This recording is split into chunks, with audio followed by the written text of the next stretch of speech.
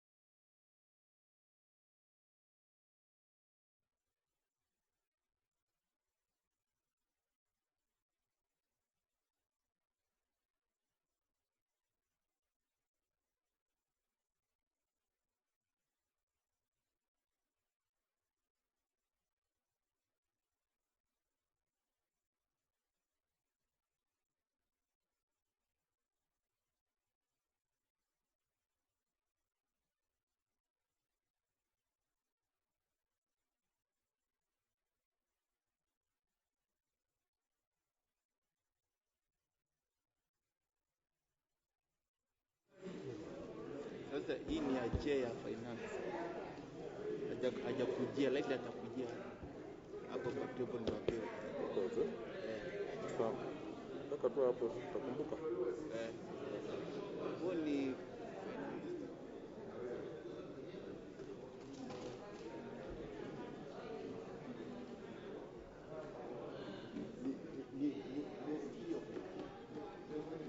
sasa namwekea speaker. Sasa wamewekea.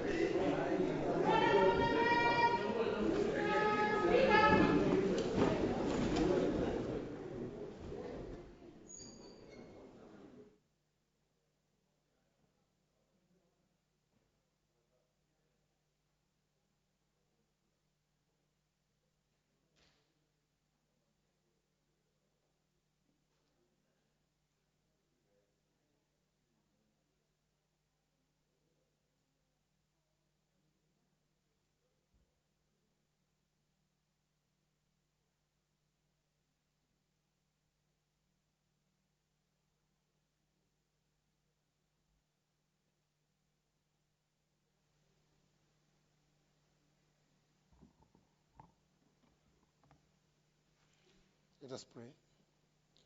Almighty God, who in wisdom and goodness have appointed the office of leaders and parliaments for the welfare of society and the just government of the people, we beseech you to behold with your abundant favor us, your servants, whom you've been pleased to call to the performance of important trust in this republic. Let your blessings descend upon us here assembled, and grant that we treat and consider all matters that shall come under our deliberation in so just and faithful manner as to promote your honor and glory, and to advance the peace, prosperity, and welfare of our country and of those whose interests are connected to our church. Amen.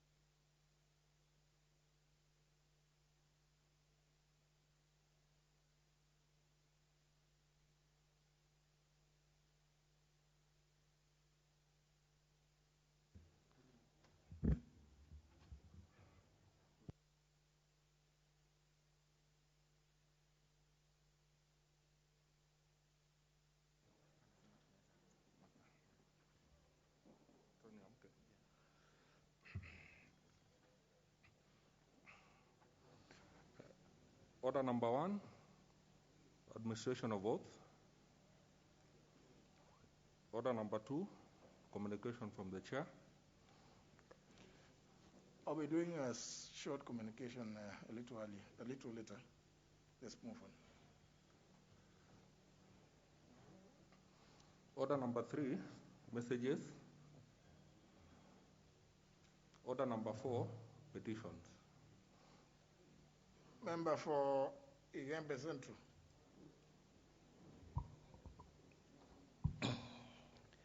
Thank you, Mr. Speaker, for giving me this opportunity to present this petition. I, the undersigned, on behalf of farmers and residents of Igembe Central constituency, draw the attention of the House to the following. 1.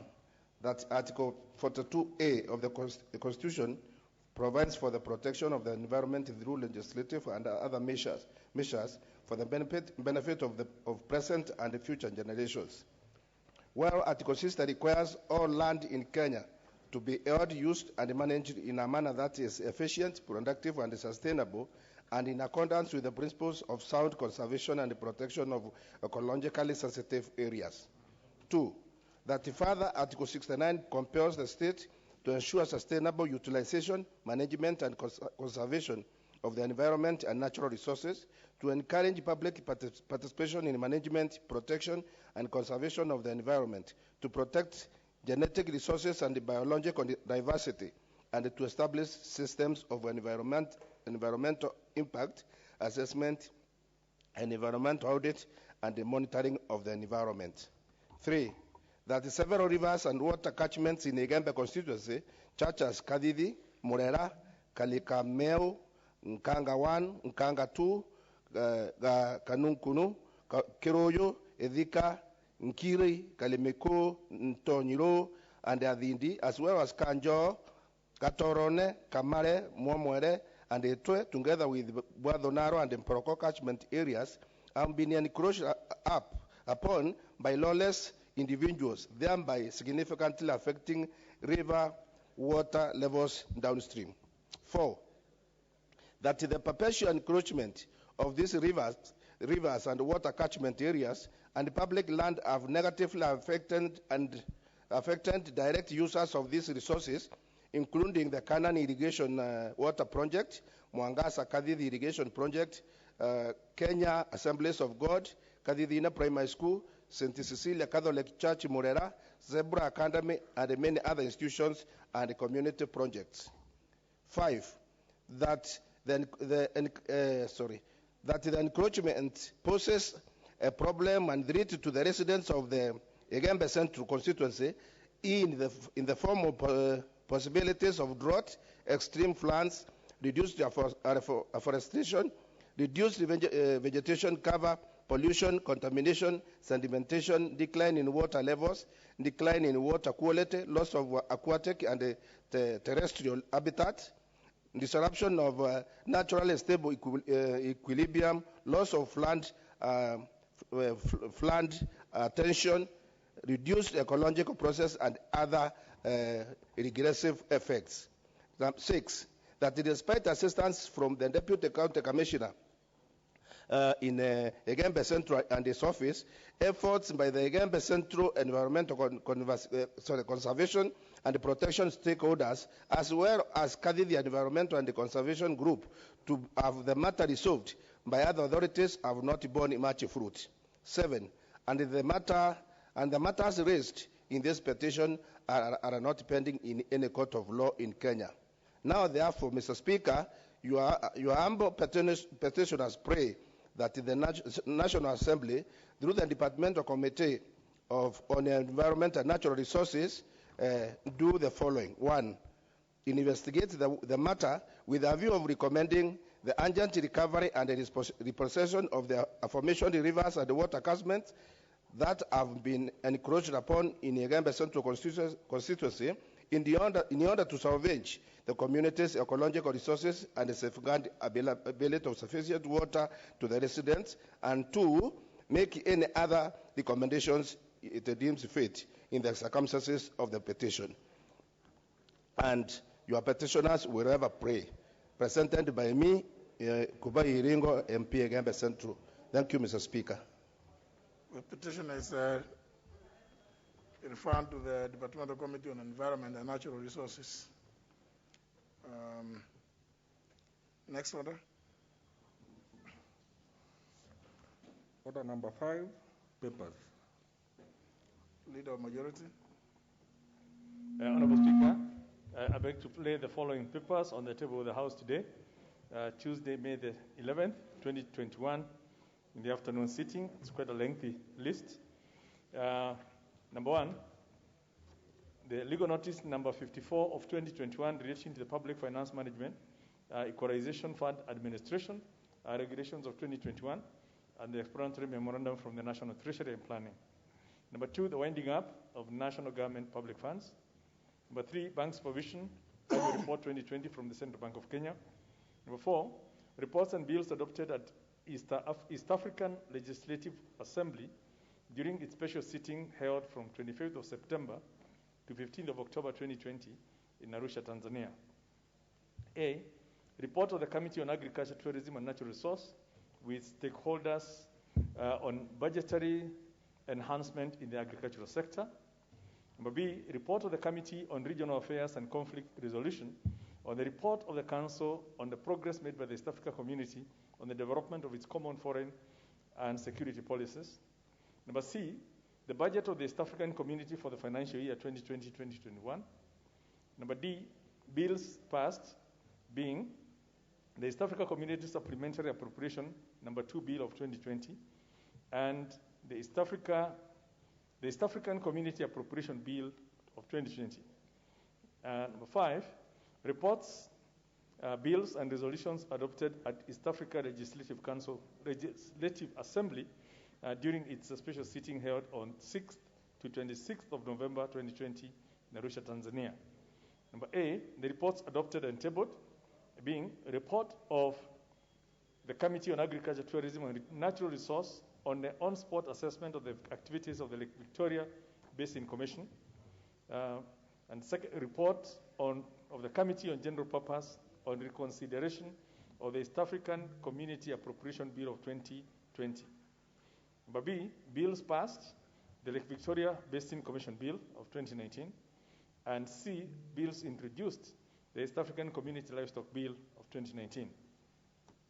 Number 6, reports of the Auditor General and financial statements in respect to the following institutions for the financial year ended 30th of June 2020 and the certificates therein. The Political Parties Fund, Office of the Registrar of Political Parties, the Petroleum Development Levy Fund, State Department for Petroleum, the Kenya Energy Sector Environment and Social Responsibility Program Fund, State Department for Energy, Government Press Fund, Independent Electoral and Boundaries Commission Staff Mortgage and Car Loan Scheme. Number F, the Roads Annuity Fund, State Department for Infrastructure. And lastly, on this category, the State Servants Housing Scheme, State Department of Housing and Urban Development. And lastly, number 7, the reports of the Auditor General and financial statements in respect to the following institutions for the year ended 30th of June 2019 and the certificates therein. A, Egerton University. B, Egerton University Investment Company. C, Privatization Commission. And lastly, D, Laikipia University. Thank you, Honorable Speaker. The Chairperson, Departmental Committee on Finance and National Planning. Vice Chair, Honorable Wayenya.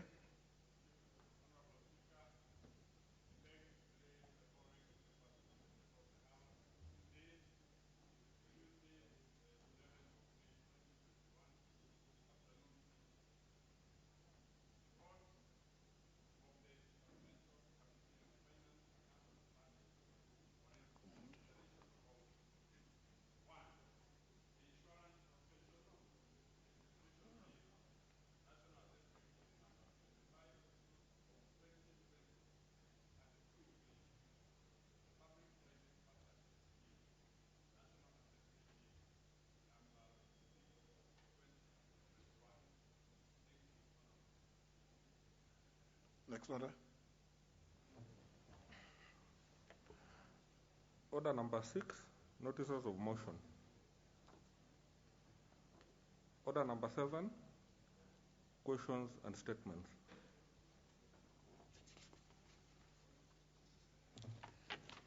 For the first segment, question by the member for Mwingi North, Honorable Paul Musiemi Nzengu.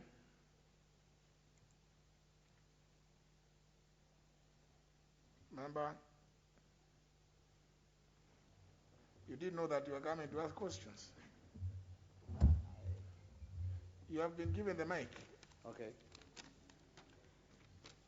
Thank you, Mr. Speaker, for giving me this opportunity to ask question number 116/2021. The question is for myself to the Cabinet Secretary for Interior and Coordination of National Government. Number one, could the Cabinet Secretary explain the progress made in implementing the President's directive regarding the establishment of the Gishu sub-county in Mwingi North constituency made during his visit to the constituency in July 2017? Number two, could the Cabinet Secretary also explain the progress made with regard to allocation of a sub-county code number to operationalize the functionality of the sub-county? And number three, what measures has the ministry undertaken to ensure that the residents of the Gishu sub-county of Mwingi North, who are a minority in the area, benefit from the government resources and services provided by the sub-county office? Thank you, Mr. Speaker. Question to be replied to before the Departmental Committee on Administration and National Security. Next question is by the member for Mumias East, the Honorable Benjamin Jomo Washiali, who has requested for its deferment to Thursday. His request has been acceded to, so question deferred to Thursday morning. Next question by the nominated member, the Honorable Godfrey Osotsi. Mr. Speaker, I have fresh information regarding this question, and I had asked the table room to defer it, but since they have brought it here, I will ask you to allow me to get some time so that I bring it afresh. Okay. Thank you. Very well, so we take it out. We take it out of the order paper at your request. Next question is by the member for Madioya, Honorable Peter Kihara. Kimari. Thank you, Speaker. I rise to ask questions under 150 of 2021 to the Cabinet Secretary, Education. Could the Cabinet Secretary confirm whether the right and lawful procedure was followed and adhered to during the recruitment and subsequent appointment of the current Deputy Vice Chancellor, Planning, Administration and Finance of Jaramogi Oginga Odinga University of Science and Technology? Could the Cabinet, number two, could the Cabinet Secretary explain why the candidate who ranked third during the interview for the position of the Deputy Vice Chancellor, Planning, Finance, Administration and Finance, was appointed contrary to the recommendations of the University Council? Number three, what measures is the ministry putting in place to ensure that merit, performance, and regional balance are considered in the recruitment and appointment of senior university management staff, particularly at the said university, Jaramogi Oginga Odinga University? Thank you, Honorable Speaker. To be replied to before the Departmental Committee on Education and Research. Next question by the member for the Rakanidi, Honorable Beatrice Nkada Nyaga, who has requested for its deferment. His request has been acceded to, so question is deferred. Next question by the member for Nyeri Town, Honorable Ngojiri Derek. Ngojiri Derek Wambogo. Next question is by the member for Embakasi Central, the Honorable Benjamin Mwangi, also known as Ndong something. Major, some Dong or Dog? Donk. Thank you, Mr. Speaker. It's Major Donk, and I like to ask question number 160, 2021, directed to the Cabinet Secretary for Arts Planning, for Arts and Physical Planning. Number one, could the Cabinet Secretary confirm the status of ownership of parcel of RAD LR number 23917 in Nairobi County, and what is the progress of the intended subdivision, if any? Number two, could the Cabinet Secretary provide details on the progress made in availing or setting aside land for public utilities. Number 3, what step has the ministry taken to ensure that land set aside for public utilities in Nairobi County, in Nairobi City County, whenever a subdivision is carried out? Thank you, Mr. Speaker. To be replied to before the Committee on Lands. Last question by the member for Kabuchai, the Honorable Majimbo Kalasinga. Thank you, Mr. Speaker, sir. I rise to ask question number 161/2021 on the outer paper to the Cabinet Secretary for Energy. Could the Cabinet Secretary provide details on the electricity connectivity to all public schools and to all health facilities and coffee factories in Kapchai constituency, particularly connectivity to Sango Primary, Lubembe Primary, Sirwa Primary, Buyanji Primary, Namikelo Primary, Nangubo Primary, and Luanda Primary schools? What measures has the ministry put in place to ensure that schools and other institutions using the solar PV systems and generators are all phased out and that all the schools are connected to the national grid? Thank you, Mr. Speaker. For the Departmental Committee on Energy. Next segment of that order is a statement by request by member for Ondiwa, Martin Peters Owino. Sorry, honourable members. Before we go to that one, I go back to the question by the member for Nyeri Town.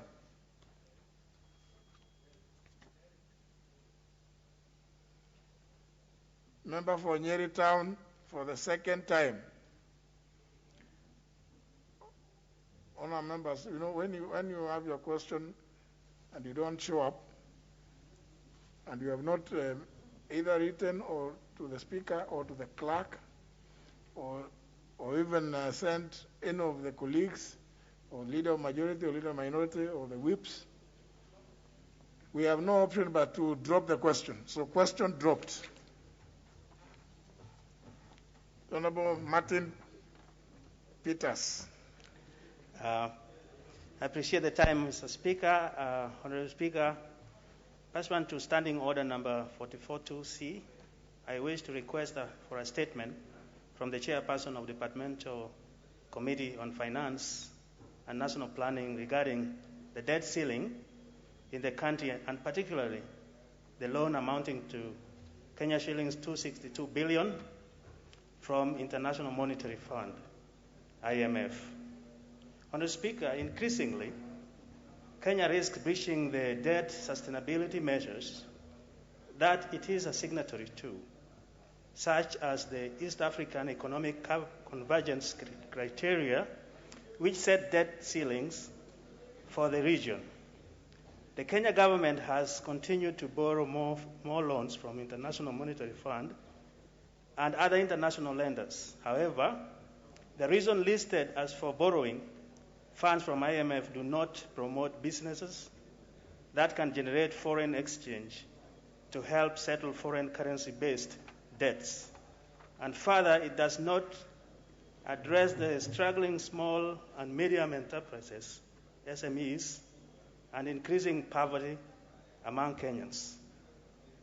Honorable Speaker, it is on this background that I seek a statement from the Chairperson of the Departmental Committee on Finance and National Planning on the following. Number 1, could the Chairperson explain how the loan amounting to Kenya shillings 262 billion from the International Monetary Fund, IMF, will be utilized and managed to reduce poverty in this country? Number 2, the Speaker, could the Chairperson provide strategic plan on how the funds will be used to support vulnerable groups during the third wave of COVID-19 in the country, and which ministries will receive such funds? Number 3, Honorable Speaker, could the chairperson explain how the monetary loan will be used to reduce the country's debt vulnerability and further provide details on how the conditions set by the IMF will impact economy and in particular matters related to taxation in this country. Number 4, which least but very important, Mr. Speaker, could the chairperson provide detailed plans on how funding structural and governance reforms at struggling state enterprises such as the Kenya Power and Kenya Airways, among others, will enhance economic growth in these two enterprises which past history of poor performance regardless of funds being provided to them. I thank you, Mr. Speaker. The Chairperson, Finance, when can you respond to that statement?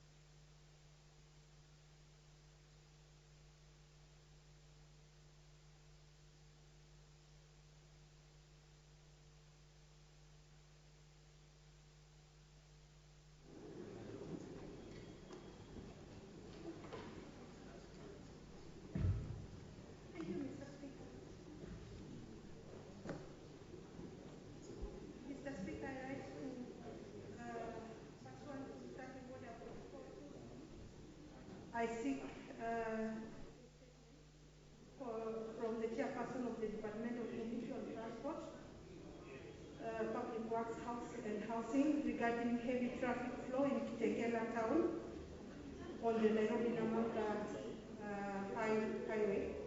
Honorable Speaker, it is notable that the Nairobi Expressway linking James Gishuru Road, the Jomo Kenyatta International Airport, and the Mombasa Road, which is scheduled for completion soon, hopefully by the year 2022, is nearing completion, Mr. Speaker.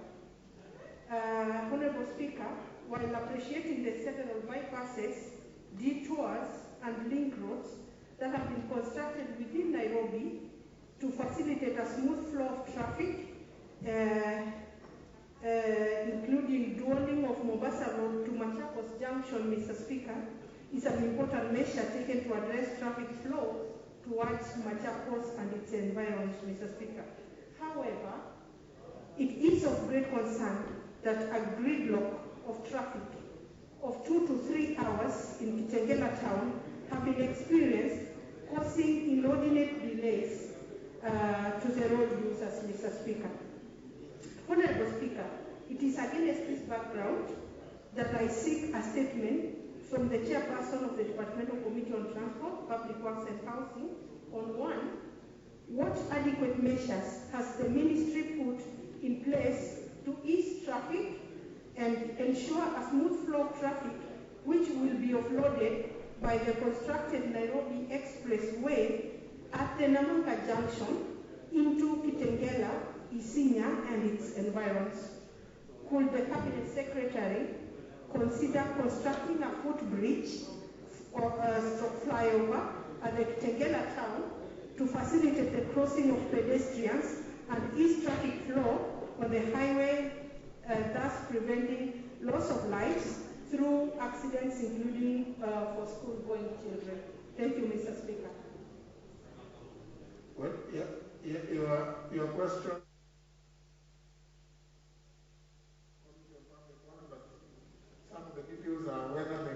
cabinet secretary could consider. So I don't know whether the chairman is, maybe you can assume the role of the cabinet secretary. Honorable proceed. Nothing is out of order, sure, on this. Or is it about, it's about Amerigo, Mavoko? Usually, is there something out of order, or is it just want to be heard elsewhere, saying that there is a huge, heavy traffic jam? Honorable Macau, let's hear a point of order. Thank you, Mr. Speaker. I thank you so much. Mr. Speaker, I listened to Honorable Felix Tobiko, and it really touched my heart. Mr. Speaker, I'm the nephew of Mavoko, and I can tell you, as I alluded earlier, all 52 members of Parliament reside in Mavoko. And I am sure, if any witness, what they are seeing the evening and the morning is crazy. Children cannot reach school on time. So what is out of order?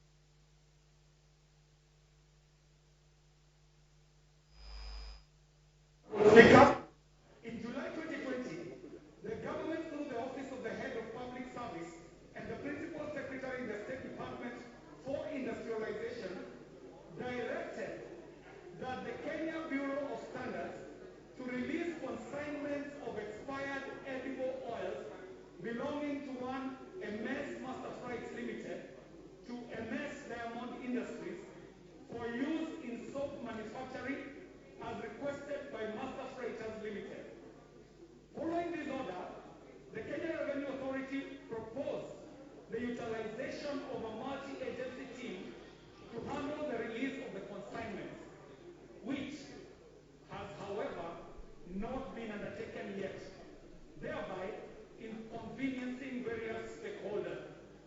Mr. Speaker, it is on this account and urgent concerns of confiscation of traders' merchandise that I humbly request you to invoke the provisions of Standing Order 2182 to refer this matter to the Departmental Committee on Trade, Industry and Cooperatives for the committee to urgently inquire into the following aspects of the matter and to report back to this august house on the findings of the inquiry and its recommendations within 90 days.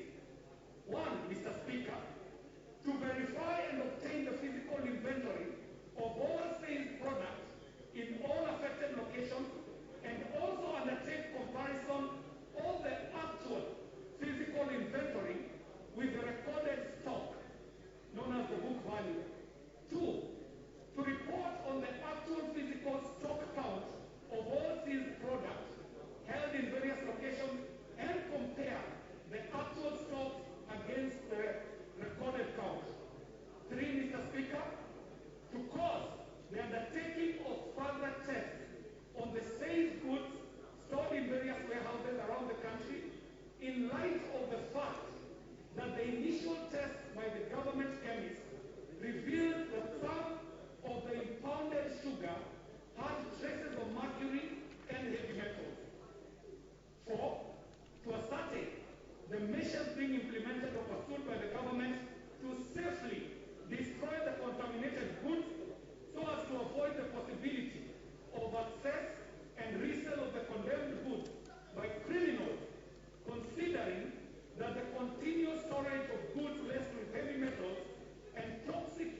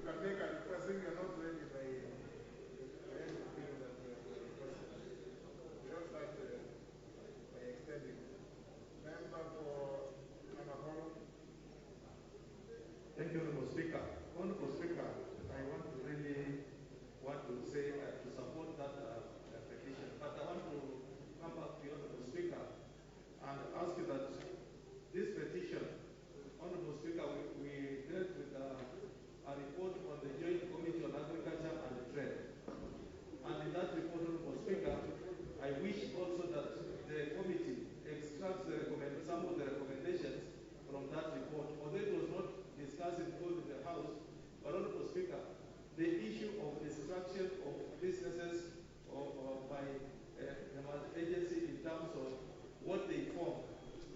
The seizure destroyed the businesses of Kenyans.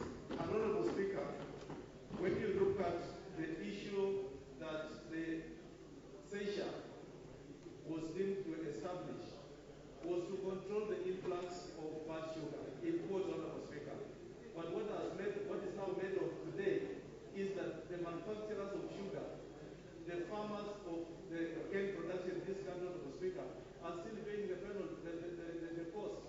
There is no harvesting of cane where the factories are supposed to harvest the cane, Honorable Speaker. There is still importation of sugar into this country, Honorable Speaker. In fact, as we talk now, the government has sanctioned more importation of sugar from neighboring countries than before. Therefore, Honorable Speaker, the import of the whole exercise is futile. Therefore, I didn't want to support this petition and want the Committee on Trade, Honorable Speaker, to go to the root on how did this thing happen in this country, Honorable Speaker. Thank you. Honorable Wangwe, I don't expect you as the whip to speak to an existing petition. This is a request for a statement. Petition, as you know, comes under item number 4. This is coming as order number 7. We are long past the petition. Remember, don't raise your fingers up. You look very bad.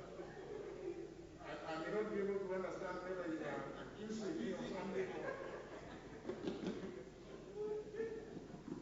Now, what is the issue of the finger now? You don't know how to interfere. There's the intervention button. Thank you, Honorable Speaker. You know, Honorable Speaker, I have very high regard and respect for you. It's only that the intervention button was not working. And I definitely made sure I use the right finger, not the finger using pointing. Honorable Speaker, I also support the cause for that statement by the Honorable KJ, and I understand why the Chief Whip, rather the Deputy Whip, Honorable Wangwe, would be interested in this matter because I do remember the Whip. I do remember, Honorable Speaker, when the issue of the contaminated sugar came up, I rose in support of the Honorable Whip that time when the sugar was held up in Webuye before it was moved to Menengai in Nakuru. But more of concern, Honorable Speaker, is the issue of how the government and the multi-agency handle any impounded goods, Honorable Speaker. We have read with concern, Honorable Speaker, that goods are impounded by these multi-agency teams, but what happens with those goods after the impounding, nobody ever gets to know. And indeed, the issues that have been raised in the request for that statement are pertinent issues, Honorable Speaker. Remember the sugar that was... there's no debate on this. This is a request for a statement. General, I just want to mention that the sugar that was said to be laced with mercury, today we have never known what happened with two.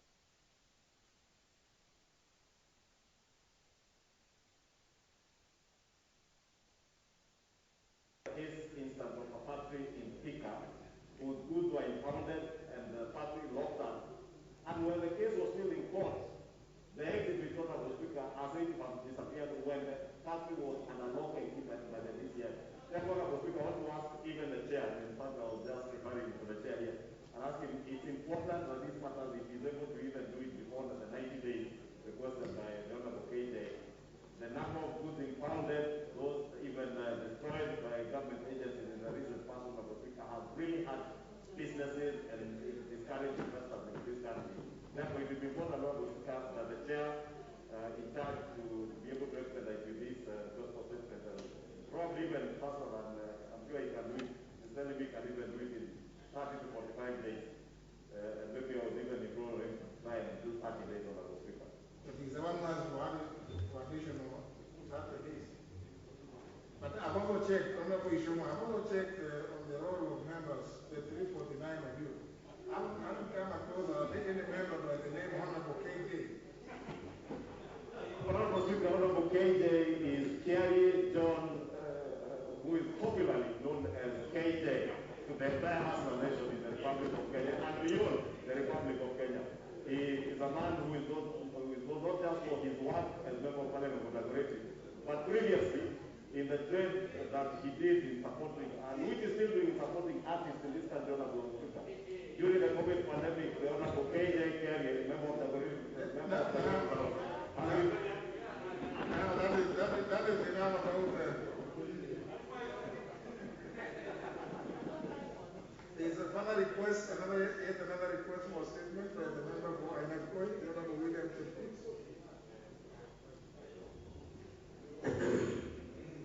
Mr. Speaker, sir, permit me to give a statement.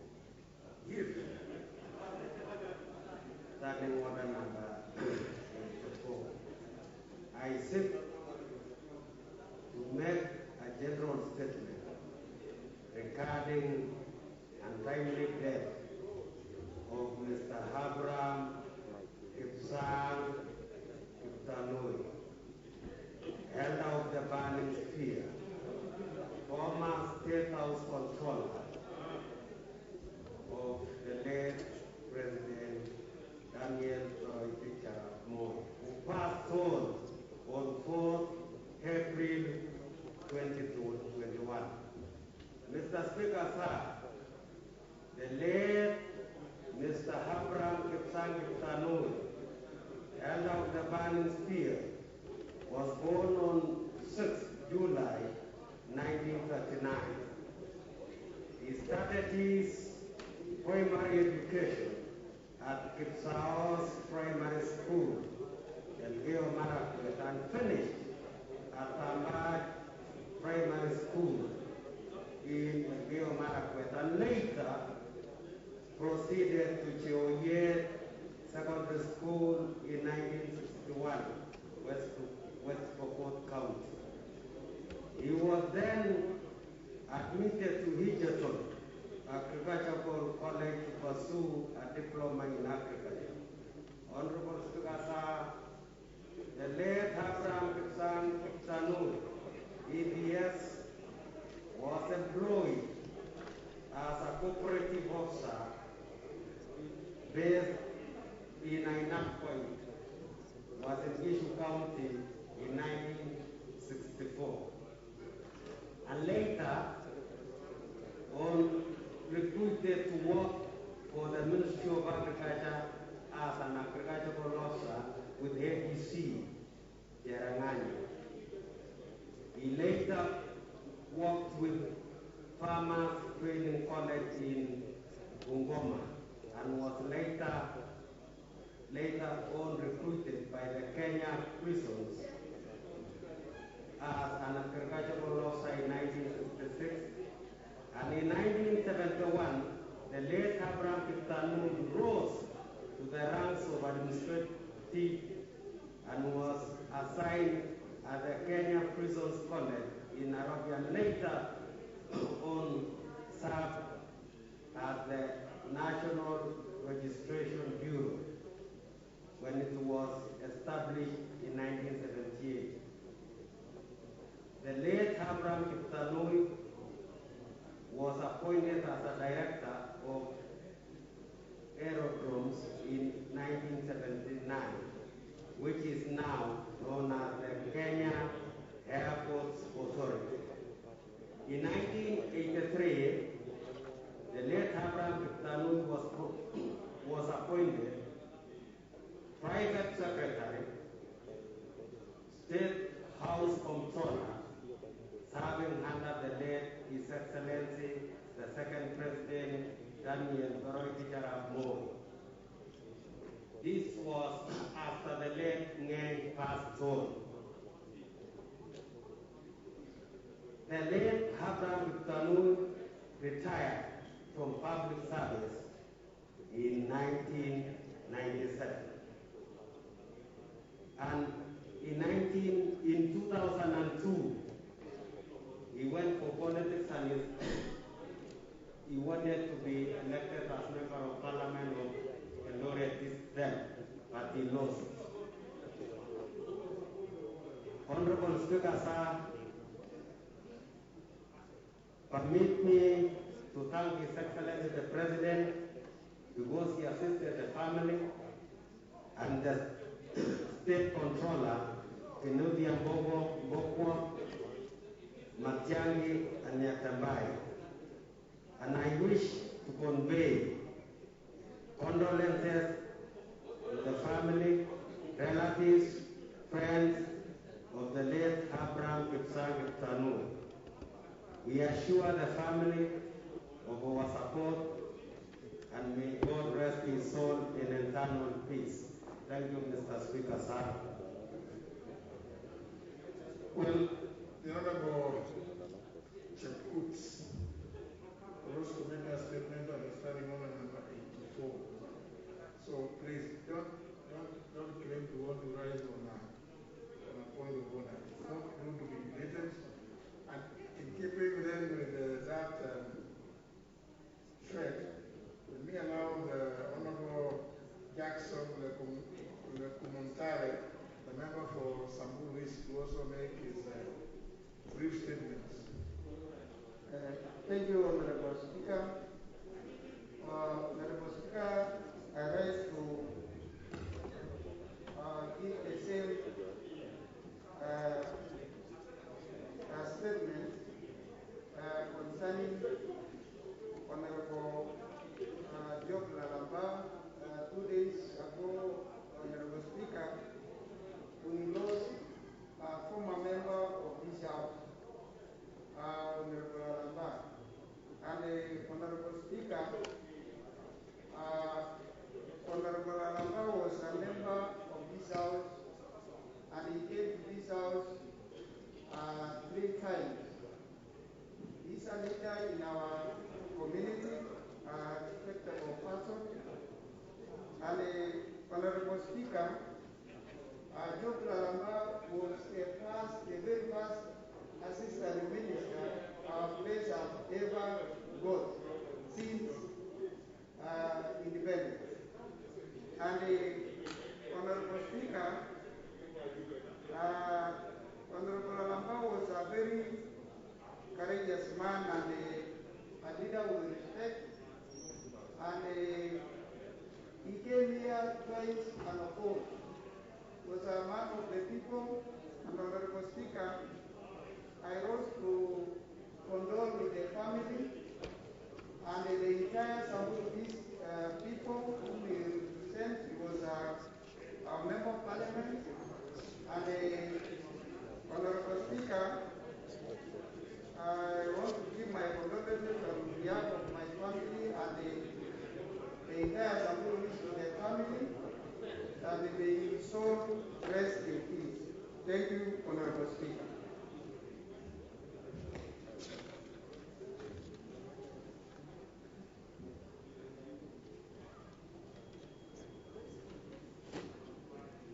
We move to responses.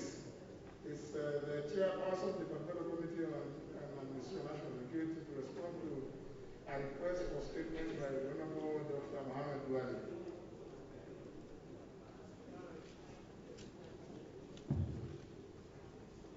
Thank you, Honorable Speaker. Honorable Speaker, the response to this request for statement by Honorable Mohammed Duale from Ministry of Interior and Coordination of National Government as follows. Honorable Speaker, the member ordered up in constituency Honorable Dr. Mohammed Duale sought for a statement on imminent closure of refugee camps in Kenya. The honorable member particularly sought to be informed on the following. 1. The measures that the government is taking to resolve double registration in refugee camps, considering that closure of the last refugee camp cannot be achieved until this matter is dealt with. 2. Whether the government can consider giving citizenship to persons and children who were born as a result of intermarriages between Kenyan citizens and refugees as provided for in the Constitution of Kenya. 3. The measures that the government is undertaking to ensure that the Comprehensive Refugee Response Framework, CRRF, and compact agreement signed by the government is adhered to and followed to the letter, considering that the closure of refugee camps may be against the commitment of CRRF agreement and international obligations, as Kenya is a member state of international community. And the response to those are as follows. Honorable Speaker, that currently Kenya hosts a total of 515,466 refugees from Somalia, South Sudan, Democratic Republic of Congo, Ethiopia, Burundi, Sudan, Uganda, Eritrea, and Rwanda. Double registration refers to a state in which persons are registered or found to have attempted to register both as Kenyan and as a refugee for the purposes of acquiring national and refugee identity cards. The estimated number of persons in multiple registration is 40,000, according to UNHCR records, out of whom 18,794 have applied for regularization of their registration status. This population is spread across Garissa, Turkana, Wajir, Mandera, Mombasa, Malindi, Isiolo, Nakuru, Eldoret, and Nairobi counties. Some Kenyans were registered as refugees to benefit from free food, increased food rations by increasing the food family size, education, resettlement to third countries, and free health services, among other reasons. On the other hand, some refugees registered as Kenyans for free movement, business and job opportunities, access to education outside the camps, acquire citizenship, while others wanted voting rights after being lured by local politicians, among other reasons.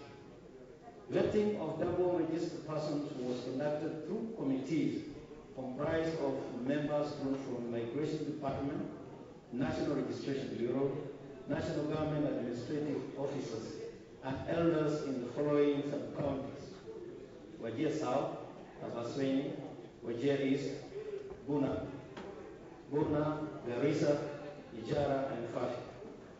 A total of 18,794 people were vetted. However, the emergency of COVID-19 pandemic slowed down the adoption of the reports and regularization of the status of the persons that were vetted. Honorable Speaker, the Constitution of Kenya provides that the person is a citizen by birth. If on the day of the person's birth, whether or not the person is born in Kenya, either parent is a citizen of Kenya. Honorable Speaker, the government will ensure the process of closure of refugee camps is conducted in accordance with both national and international law, and that in the reason UNHCR has been engaged from the onset. The UNHCR will develop a roadmap on how the process will be conducted, and the government will work in partnership with UNHCR to implement the roadmap. I thank you very much.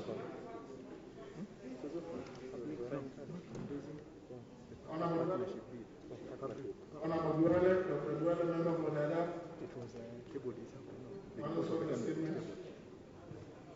Thank you, Honorable Speaker. I am not satisfied with the statement given by the Honorable Minister through the committee chairman, because the exercise of vetting Kenyans was done in 2019, even before COVID started. And I am not convinced that the reason for delay of issuing ID cards to those Kenyans is actually addressed well according to their circumstances. So I would like to get more clarification on the reason why those 18,000 Kenyans who are vetted were not issued with ID cards. Thank you, sir. Honorable, is there anything you wish to say in response? Honorable Speaker, as the statement has come from Minister of Interior, probably the delay may have been caused by the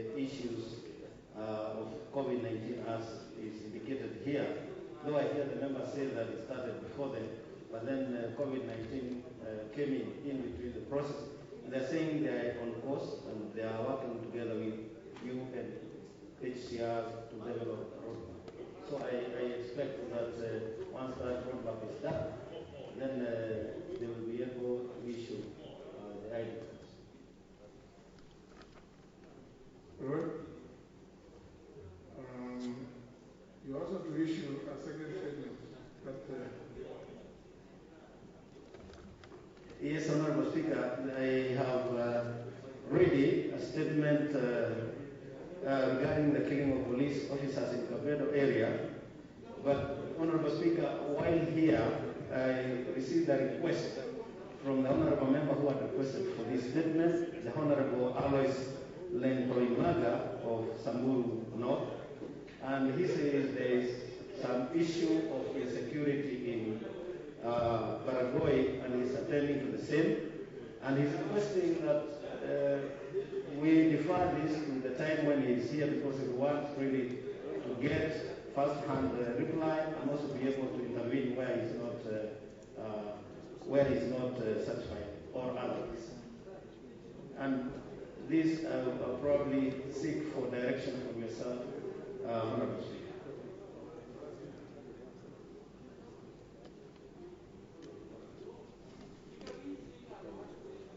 Well, I think since he's the member who has requested, then you can give him, you can read out the statement when he's in the chamber.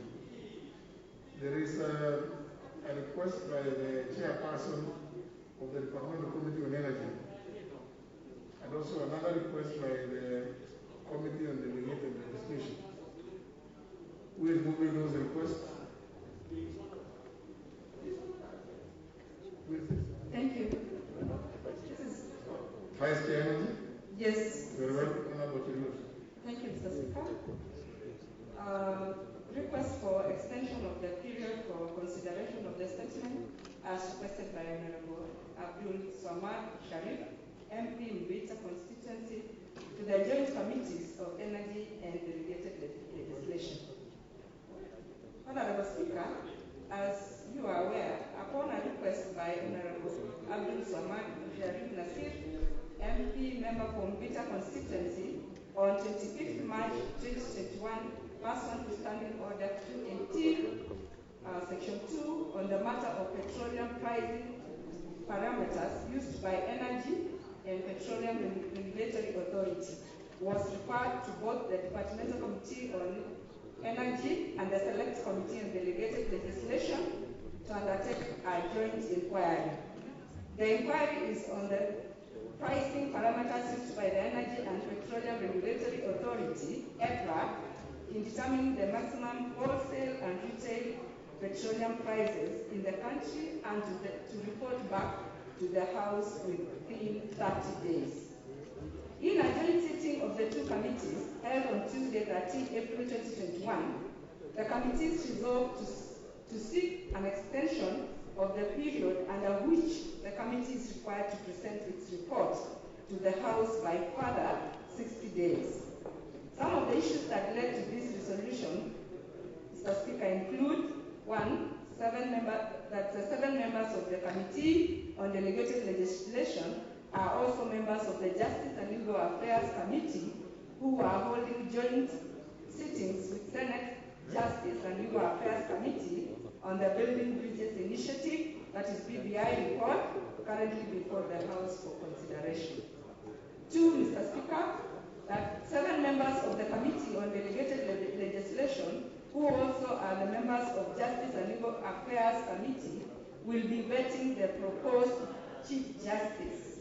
And 3rd, the tabling of the proposed budget estimates FY 2021-2022 for consideration by departmental committees, including Energy. The Joint Committee has met twice, including with Honorable Abdul Swamad Nasir, MP, and agreed on procedures to follow to undertake the inquiry. Mr. Speaker, the Joint Committee, therefore, seeks your leave for extension for consideration of this inquiry by further 60 days from 25th April 2021 in order for the committees to comprehensively address matters referred to it. Thank you, Honorable Speaker.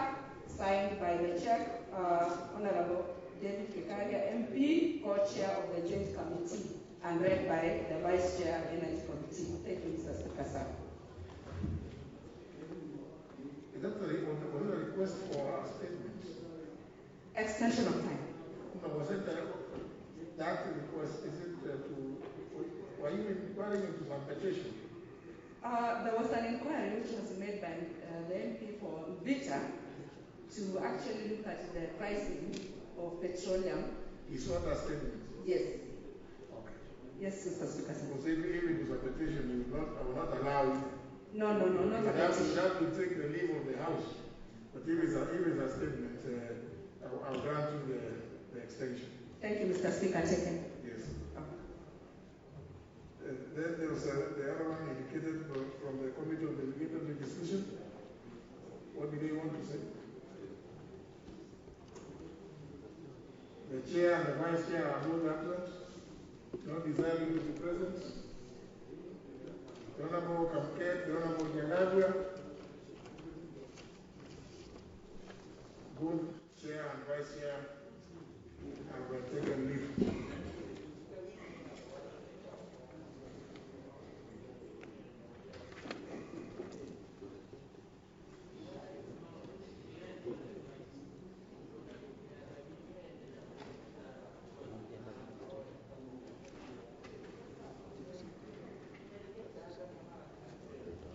Honour members, before we go to the next one, allow me to make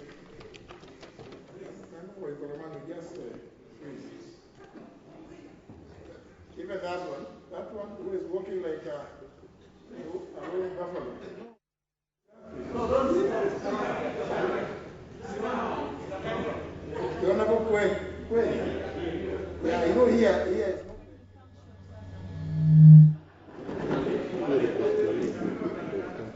So, honour members, allow me to make this communication, which is on inaccurate reports on deviation with respect to the Constitution of Kenya Amendment Bill 2020. Honourable members, as you may recall, on Thursday, 6th of May 2021, the House upon a question for second reading of the Constitution of Kenya Amendment Bill 2020, promoted by the Building Bridges Initiative, the House proceeded to a roll call vote. At the end of the vote, I did declare the results as follows.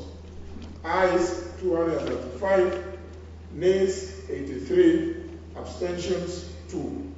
Total members voting 320.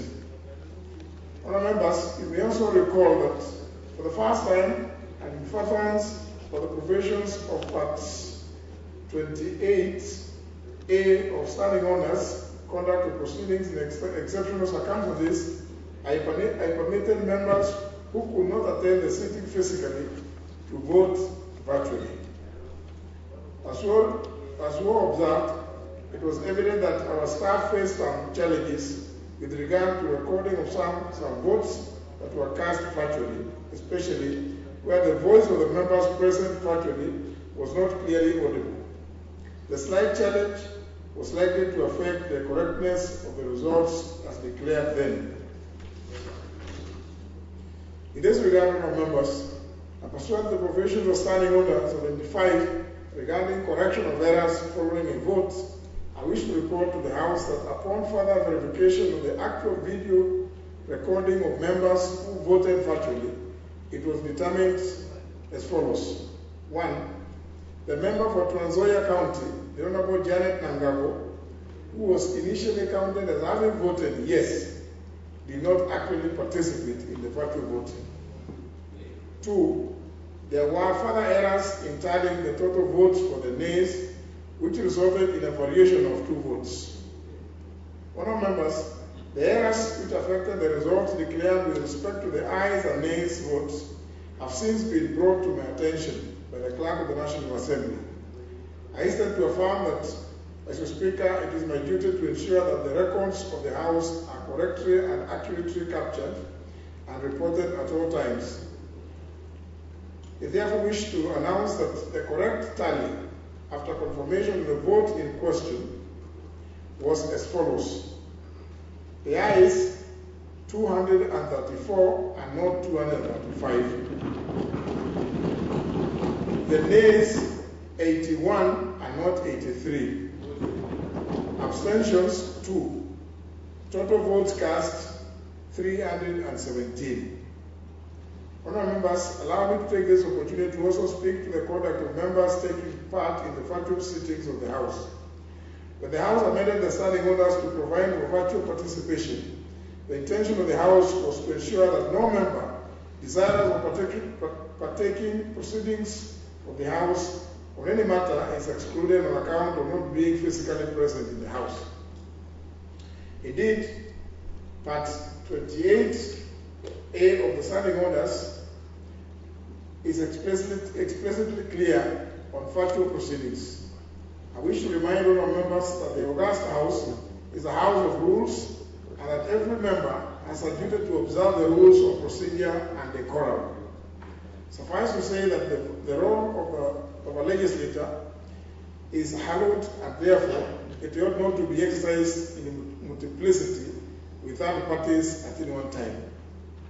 In this regard, I wish to caution the member for South Mugirango, the Honorable Silvanas Osoro, MP, who abused the privilege of participating virtually by voting in the company of a crowd.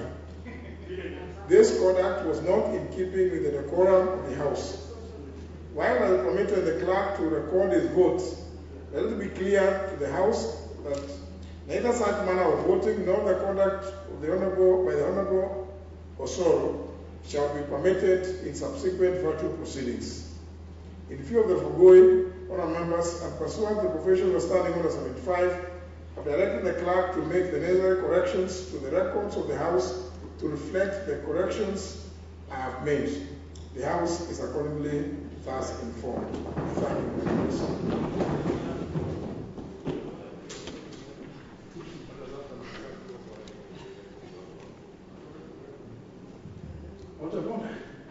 Is that the member for Petition?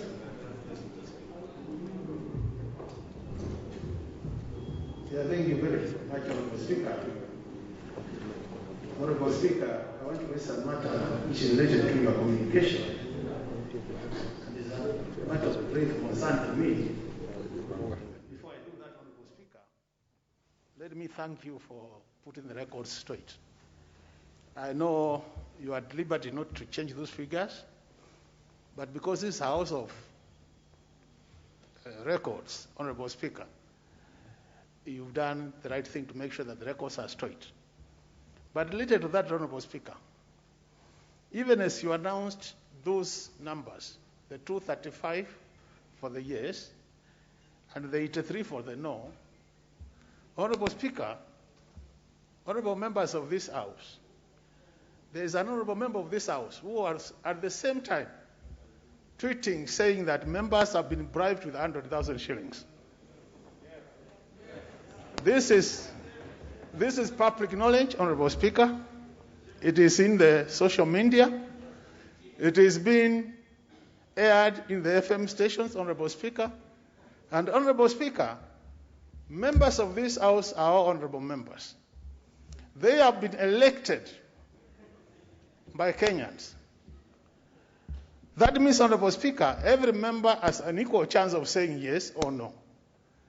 The truth of the matter, Honorable Speaker, is this particular honorable member, who I will be naming Honorable Speaker, was saying that honorable members who voted to that yes, the 235 members who voted yes, Honorable Speaker, could only do that after being given 100,000 shillings, Honorable Speaker. And Honorable Speaker, I think this is very wrong, coming from an honorable member, Honorable Speaker. So, Honorable Speaker, it is on the same note, Honorable Speaker, that members of this House, in this House you have ranking members who have been elected 4 times, 3 times, 2 times, and we have members who are here for the first time. Honorable Speaker, there is a casual way of doing things in this House which I don't think it will be good for this House. In the same day, Honorable Speaker, when we were conducting debates, some members casually even went and said, told court members here cowards, sellouts in this house, Honorable Speaker. It is all over in this country. You see clips. And Honorable Speaker, you ask yourself, as a representative of the people, how can an honorable member in this house, in this floor of this house, Honorable Speaker, call another one a sellout? I was elected, that particular member was elected. I don't know to what extent, or what do they get that courage to call other members cowards, sellouts? I think, Honorable Speaker, as the leader of this house, we need your intervention to make sure that, Honorable Speaker, we remain honorable members in this house. It is on that note, Honorable Speaker, I stand on standing order number 108. And I want to invite you, Honorable Speaker, to name Honorable Moses Kuria for grossly disorderly conduct in this house. Honorable Speaker, I submit my case. Thank you very much.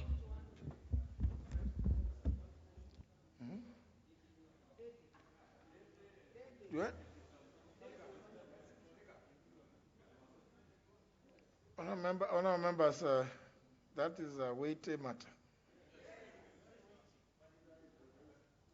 Honourable Sankok, you want to weigh in?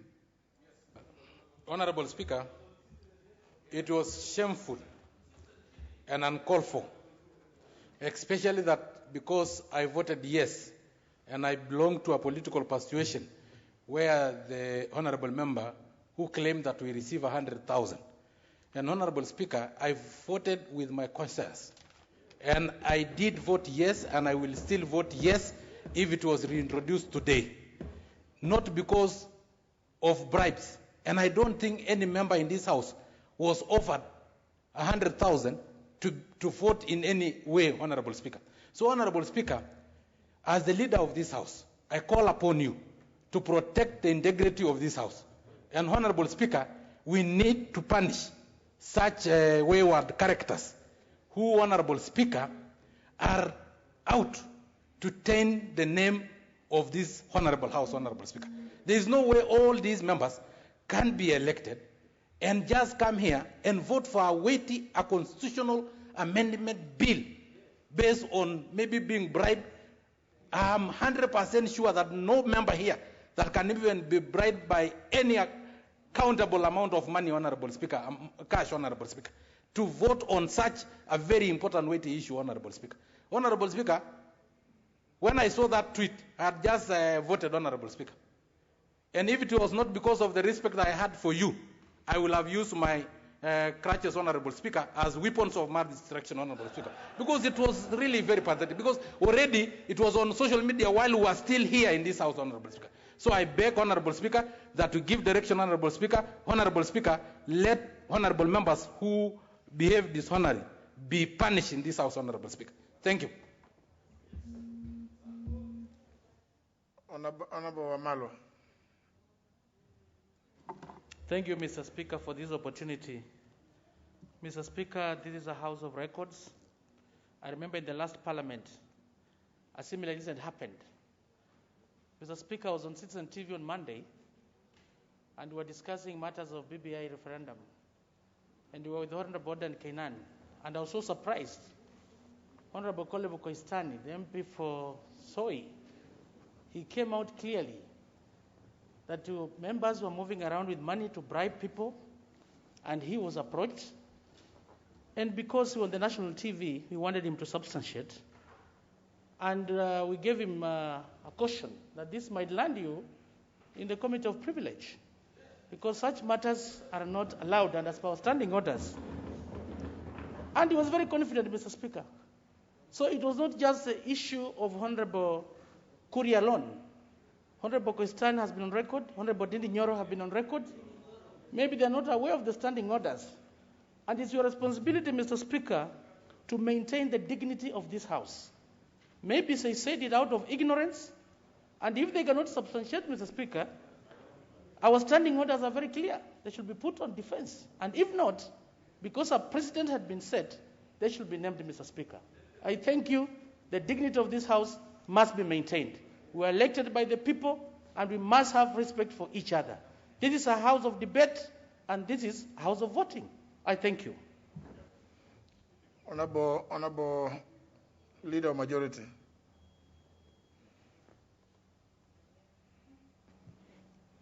Indeed, Mr. Speaker, I was very disturbed when I saw the tweet that was circulating as we were voting here. And just for the record, this tweet had the following wording, which is the import of what I'm saying. MPs voting yes, currently receiving their 100K from the office of a senior parliamentary leader. Honorable Speaker, you are the leader of this House. So,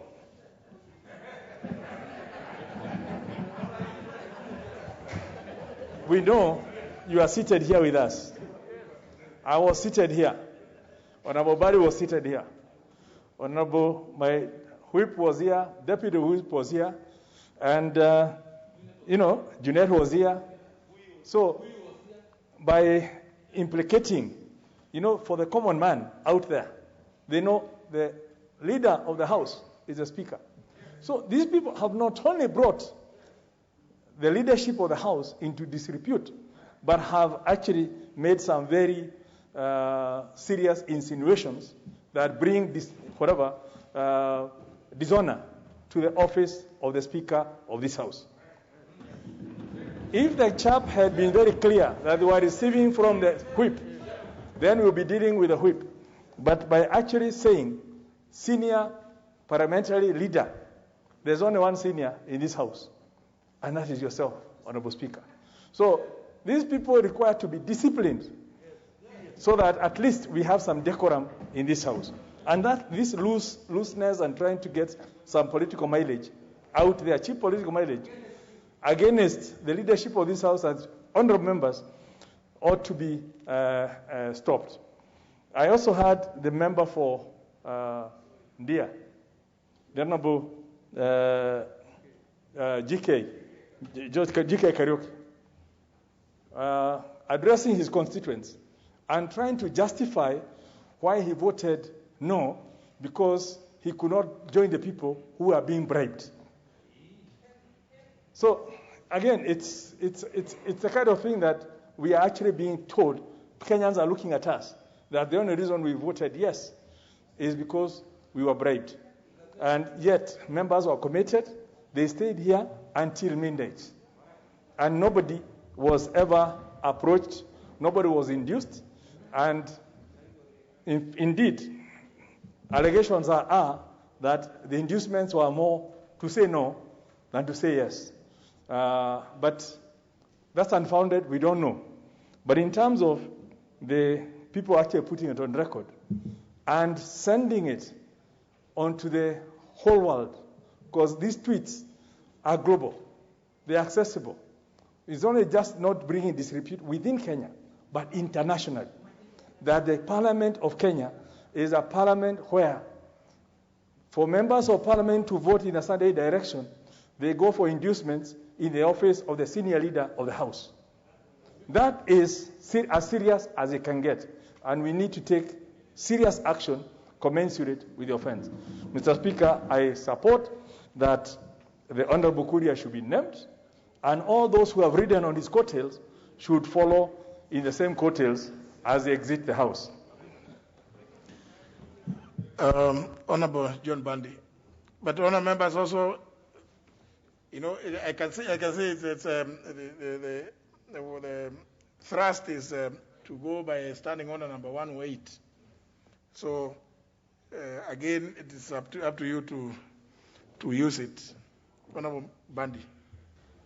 Thank you, Mr. Speaker. Mr. Speaker, it's quite unfortunate that a historical moment like that of Thursday, last week, where in a long period of time, Mr. Speaker, this House managed to vote on a particular matter at over 2/3 majority, a feat that defeated us in the 10th Parliament when we wanted to set up a local tribunal to try cases of the post-election violence cases. Even when His Excellency the President, Mwai Kibaki then, sat in the House together with his deputy and the Prime Minister and the Deputy Prime Ministers. All cabinet ministers were present, but Mr. Speaker, we still failed to get 2/3 majority. Mr. Speaker, we have tried several times to have 2/3 majority to pass the 2/3 gender principle with no success, Mr. Speaker. For the first time, the history was made in this House that this House passed the Building Bridges Initiative Bill or the Constitutional Amendment 2020 bill with overwhelming majority. 234 members, Mr. Speaker. Remember, we require 233 as the 2/3 majority, but 234, even with the 2 positions vacant, Mr. Speaker. So, Mr. Speaker, this is a time that this country should have celebrated unity of purpose and cohesion in terms of pushing forward an agenda for this country. But now one of us, Mr. Speaker, who, for whatever reason, Mr. Speaker, and is serving his second term in this House, decides to exercise immaturity by behaving disorderly in this House. Mr. Speaker, I request you to find that the disorderly conduct was conducted in this House in accordance with the Standing Order number 108, Mr. Speaker.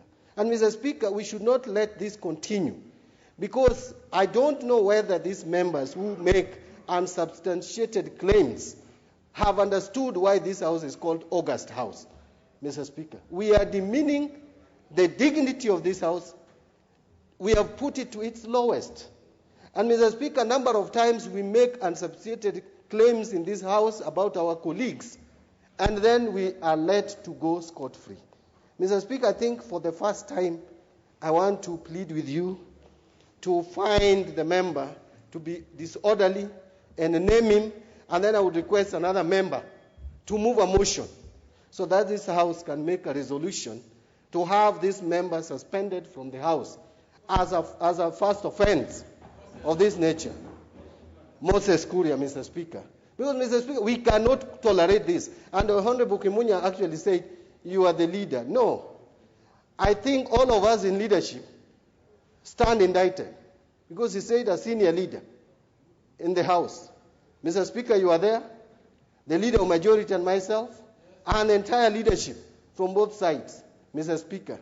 We sat here. How could inducement cause even members who are out of the country, like Simbarati, to vote from China, Mr. Speaker? I think we should not joke with serious matters, Mr. Speaker. If you have lost or your side has lost or whatever it is, that is the spirit of democracy.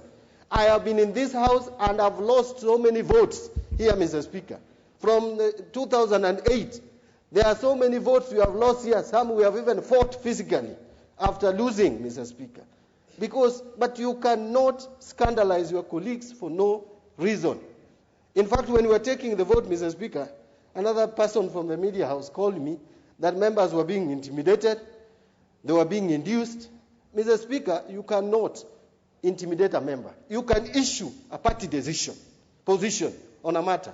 And by the way, Mr. Speaker, I want to say this as I sit down, that if parties cannot take a position on a constitutional amendment, Mr. Speaker, then what then can a party take a position on? The most important, the critical decision a country would make is to amend the Constitution, to change the etiquette, and to change the contract between the governed and the governors. So, Mr. Speaker, that is the time that you cannot claim independence of mind when you are actually dealing with a constitutional amendment. Either you follow what your constituents want, which overrides everything else, or two, you can vote because your party has whipped you a particular way. But talking of inducement, Mr. Speaker, is in bad taste. So as I want to stop there, Mr. Speaker, and ask that this member be named, and then we follow it through procedurally. If we could have another member ready to move this motion, and we vote on it, Mr. Speaker. Honorable Undo. Honorable Speaker, let me also join in my colleagues in condemning cowardly statement made by our colleagues on the floor of the House. Honorable Speaker, in democracy, the majority have their way, the minority have their say. In democracy, you must accept not all your position will be taken, others will lose, others will win. Honorable Speaker, members who sit in this committee, in this House, even before they came to this House, held very respectable positions wherever they were, held very responsible positions, and it is unacceptable for anybody to insinuate that they can be bribed to pass such a critical constitutional amendment. Honorable Speaker, even if you look at the voting pattern, it transcended political affiliations. They are die-hard Tanga members who voted for the BBI simply because it's the best thing that has ever happened for this country. Honorable Speaker, our colleague's statement was even picked on Facebook, and you can imagine the wide reach of Facebook on the ordinary people of Kenya. We were actually humiliated. Many of us went to the constituency. Everywhere we were being asked, let us share the 100,000 each one of you were getting at late night on Thursday. Honorable Speaker, I want to urge our colleagues, we will lose, but we should not be bad losers. When we lose, let's accept reality and move on and wait to fight another day. Honorable Speaker, I wholly support my colleagues that we must put this bad habit to an end at one time or another. Disparaging your colleagues, holding us colleagues in bad repute will not take us anywhere, will diminish the exalted position this House in the society of people of Kenya. Thank you, Honorable Speaker. Honorable Ajala, that is also... You cannot walk here as if you are in Budalangi, shouting.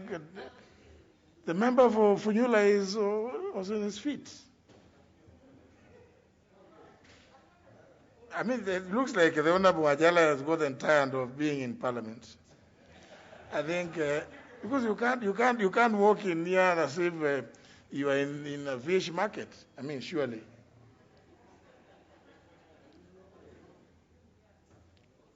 Honorable Kwenya. Thank you, Mr. Speaker, for this opportunity to weigh in on this weighty matter that is before this House. I must start by condemning the conduct of our colleagues. Indeed, I was so ashamed that one of the members could utter the words that he uttered on the floor of the House as to the effect on the way we were voting, to the extent of calling colleagues sellouts. That was the lowest that this House could get, being a house of honor, whereby we've been bestowed upon us responsibility to legislate on behalf of the people of Kenya. And I believe every member who is in this House saw to consciously and conscientiously do what they are supposed to do without any form of influence. We've been in this House, and indeed all of us know that as much as we represent people, we spend a lot of our money and our resources to support our members, the people who voted for us. And therefore, someone trying to insinuate that members were queuing in a certain office in this parliament to get handouts so that they could vote in a certain way, that was the height of disrespect of this House. And therefore, Mr. Speaker, in accordance with the Standing Order number 108 that we are following Q, I call upon you, Mr. Speaker, to name the said members, and in the same order, maybe have a member from this House who is going to follow through and call for a motion so that then we can take a vote as to the steps that such members should be caused to suffer for such an unbecoming behavior. I support what has been brought before this floor by the Honorable Dr. Makali Mulu, so that then we can take a step as a House. Thank you, Mr. Speaker, for the opportunity.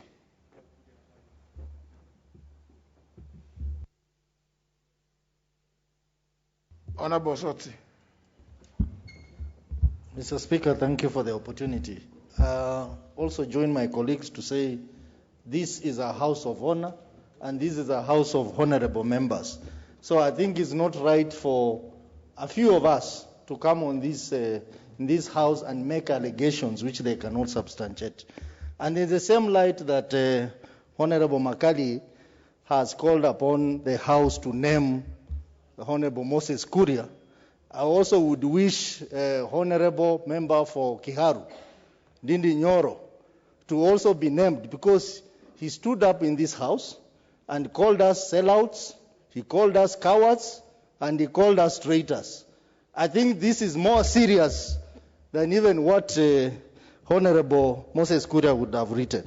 And Mr. Speaker, this tendency of members making allegations on bribery is on the increase. And it looks like even witnesses who are appearing before our various committees are taking sue from that and making allegations against members of committees that they have received bribes, they have received houses, they have received vehicles. I think, Mr. Speaker, this is a very serious matter because it touches on the contempt of Parliament, which I think the Committee of Powers and Privilege should take it up and come up with very serious recommendation on how this matter will be dealt once and for all, particularly for the witnesses who appear before our committee when they realize that the evidence before the committee is overwhelming. Now the easiest way for them to do is to come up with allegations that members of the committee have been bribed. I have a case in point, a committee where I'm the vice chair, Mr. Speaker, where we deal with matters to do with implementation. One of the witnesses, realizing that the evidence before us is very overwhelming, decided to go and write a letter to you, Mr. Speaker, saying that members of our committee had received houses from the other party. Mr. Speaker, when the leadership of the committee wrote to this witness, the witness decided to go on a fishing expedition for evidence. And the committee has decided that the Powers and Privilege Committee takes up the matter. Because this is a very serious issue, Mr. Speaker, and it starts from here. When members make allegations, then people outside also copy what members do here, and they want to say the same thing so that our functions within the committee are derailed. So, Mr. Speaker, this is a very serious matter, and I wish the Powers and Privilege Committee take stern action against the people involved so that we protect the integrity and the honor of this House, Mr. Speaker. Honorable Jude Jomo. Thank you, Mr. Speaker. In my language, we say that the devil becomes notorious because, or when you keep slaughtering for the devil. Mr. Speaker, that is a saying in Kikuyu. This is not the first time that the said member has done or has written offending messages on Twitter. Mr. Speaker, last year, when my mother passed away, and she was buried under COVID environment, the same member went to social media and wrote that I buried my mother at night because I didn't want the Deputy President to visit my home. It was so painful for me. It was very hurting. So he keeps on offending people because no action is being taken. I think the time has come, Mr. Speaker, that this House must stamp its feet on the ground. The dignity of this House must be maintained. No member, whatever he is above the standing orders of this House. There are members here who think it's only them who can do things that are right. When others do things, they think they are wrong and they have to be demonized. So, Mr. Speaker, I would like to support the Honorable Makari Muli that this member should be named and stern action should be taken against him. I don't want us to forget the words of former President Moi Kibaki, that every marketplace has its own madman. But that madman must be ready for the consequences that befalls madmen. Thank you. Member for Turkana Central. Thank you, Honorable Speaker. I join the rest of honorable members to condemn such kind of acts that our fellow members are castigated this House. Honorable Speaker, as much as we are castigating the other side, remember very well also we are in this House on that day Some members who are actually cascading other members who are voting no. And they threw some bad words to them. We need to be very careful. We are here because we were elected by our people. And the decision that we make here, Honorable Speaker, we make according to three issues. Number one, the people that elected us. Number two, the country, Kenya, that we love. Because we are here to make laws that will actually govern this country, no matter where you live, as long as this country has law that can govern you wherever you are. And then that the party, as Honorable Bandi has said, sometimes we fail to do what the party wants us to do because the leaders of the party does not use persuasive language to make us to vote the way they want. Honorable Speaker, on that day, I remember very well, Honorable Junet threatened me, said, vote the way you vote and you'll see. Honorable Speaker, that kind of language is not a good language for the leader who wants me to follow him. I am elected by the Turkana Central people. I am here representing the Turkana people. Labeling people that you belong to this particular gang or you belong to a particular person is very wrong, Honorable Speaker. We are here because people who elected us want us to work on their behalf. So, Honorable Speaker, I'm also appealing that as long as the party sometimes take position, the party also should allow us to democratically vote according to our conscience and also what our people say back at home. Honorable Speaker, on that day when I went to vote, Honorable Junet threatened me with words that I cannot mention before you. And I wish he was here today. He could have actually apologized. But saying that, Honorable Speaker, let's not also kill Kuria because some accounts can be manipulated and they can be used somebody's name. So no, I'm saying as example, how many accounts? I'm not defending him, but I'm saying let's investigate. Let's investigate. I'm not saying, Honorable Kajwang, you are the senior counsel. I'm saying he must have written, but before we condemn him, let's investigate so that we can know is him or somebody has used his account. How many people have used our account? Honorable Speaker, these are the guys who are saying order and are misbehaving in the House. It is my time to speak. When you spoke here, nobody condemned you, so you keep quiet. Yeah. So, Honorable Speaker, I'm saying I am here because I was elected by the people of Turkana Central. Now you have digressed. You know, there's a problem of being elected for Turkana Central. Yes, sir. Yeah, you digress. So you just sit now. Go Thank back you. to Turkana Central. Because now you now moved away from what was being raised. Honorable Jeremiah Kioni. Thank you, Mr. Speaker. Just to weigh in on this issue and to thank Honorable Makari Muru for introducing this issue. It is an issue, Mr. Speaker, that should not be let out without punishment.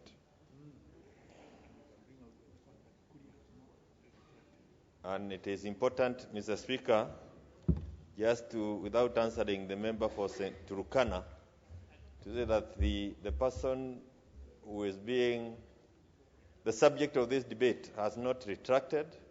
We haven't had him say that anybody hacked his account. So you cannot be the one to defend him without, unless he has instructions. And I don't believe he has any instructions from Moses Kuria. Mr. Speaker, schools in this country have mock debates tailored on how we conduct our debates on this floor. So when we do the kind of things that we continue doing, including what was uttered by the member for Kiharu, that's exactly what our young people are going to do out there. Mr. Speaker, for the sake of our children who are looking at us as models, they will come to these houses way after we are gone. We cannot let this to go without punishment. And, Mr. Speaker, these issues have gone far. We have some TV stations that have picked on programs tailored on this kind of a language. So the country is headed the wrong way just because we have given the wrong examples on this floor. I don't want to say, to go the Judy way, but I have been insulted on those national platforms by the same fellas and same members of parliament. My apologies for that word. And we were debating, and I thought I was debating an equal, and all of a sudden, the member of parliament drags in my mother into the debate and insults my mother on a national TV, and my mother is watching. She is 94 years old, and when I get home, she asks me, what is wrong with that member? So these are not things that should be taken casually. It's not even the older days when people are not having access. You know, the access to media information, what you are doing was not the way it was. Even 10th Parliament. Today, anything you do is sent all over. So when a member starts on the floor, Mr. Speaker, and faces the side you are sitting, and he says you are traitors, sellouts, conmen. I mean, you wonder, where is this one coming from? I voted because I was sent here by the people of Daragwa. They can call me that. They are the only ones who can tell me that I did something wrong. You, as a member of parliament, you have no mandate to come and pass judgment on me. Of course, we have the party, and we believe the parties also have a way on us. So, Mr. Speaker, for the sake of this country and the young generation, forget about even the dignity of this house, which must be respected. But for the sake of this, our young people, please, Mr. Speaker, allow us to name Moses Kuria and Didi Nyoro. Now, honourable members, I've heard what you've said, but now I just, it's not, I've just looked, I don't know, at least earlier on I had seen the member of Okiharu in the chamber. He comes at least frequent. But the member for Gatundu South, I don't even know. That must have been one of the very few days that he has been in this chamber. In fact, the people of Gatundu perhaps have not known how to use Article 103 of the Constitution. I'm not sure he can't be anywhere near. And now we cannot, you are saying the things we are saying, he is not there to hear. No, at least let's not also appear like we want to work through Twitter as well. Not that we don't. We read what is written in those spaces, but the member is not here. Were he present, we would have given him a chance to say something either in rebuttal or whatever, even if he wants to justify his tweets, so that the House can take a decision one way or other about him and that post. Now he's not present. So the only available avenue, you see, honourable members, and it's okay, if you look at Standing Order 107, it is possible that what you are saying can be done, and then through 108, the naming, and then the consequences in 110. But the member is not present. So we don't want to, you may appear like you don't want to pass those. In many years ago, there's somebody who was given a bond of 500 shillings to keep and maintain peace for 6 months, and the person that same evening was boarding some ship after committing murder in Mombasa. I don't know whether many of you may have read that story, but telling somebody to go and keep peace in the high seas, and where you have no jurisdiction over him. But so here, yes, I can hear what you are saying, but you see, the rules under 108 and under 110 are such that any decision made by yourselves, if you vote to name him, then the sanctions are supposed to apply immediately. So they will apply immediately today, and the member is not here. They will continue tomorrow, continue on Thursday, and the member is still not here. As you know, the Honorable Moses Kuria is not a very frequent attendee of the proceedings of the House. Maybe he attends committees, but suddenly the plenary is not very frequent. Or if he does, then he must be one of those who sits somewhere near the pillars there. You know, I can't be able to see the people who sit behind the pillars. So now, do you take a decision on a person, on a member who is not present? Or do we order that he appears here on Thursday at 2:30, so that either he hears what the accusations leveled against him and is given a chance, natural justice, to say whatever he may wish to say in response thereto, so that then the House can take a decision on him when he is present. What?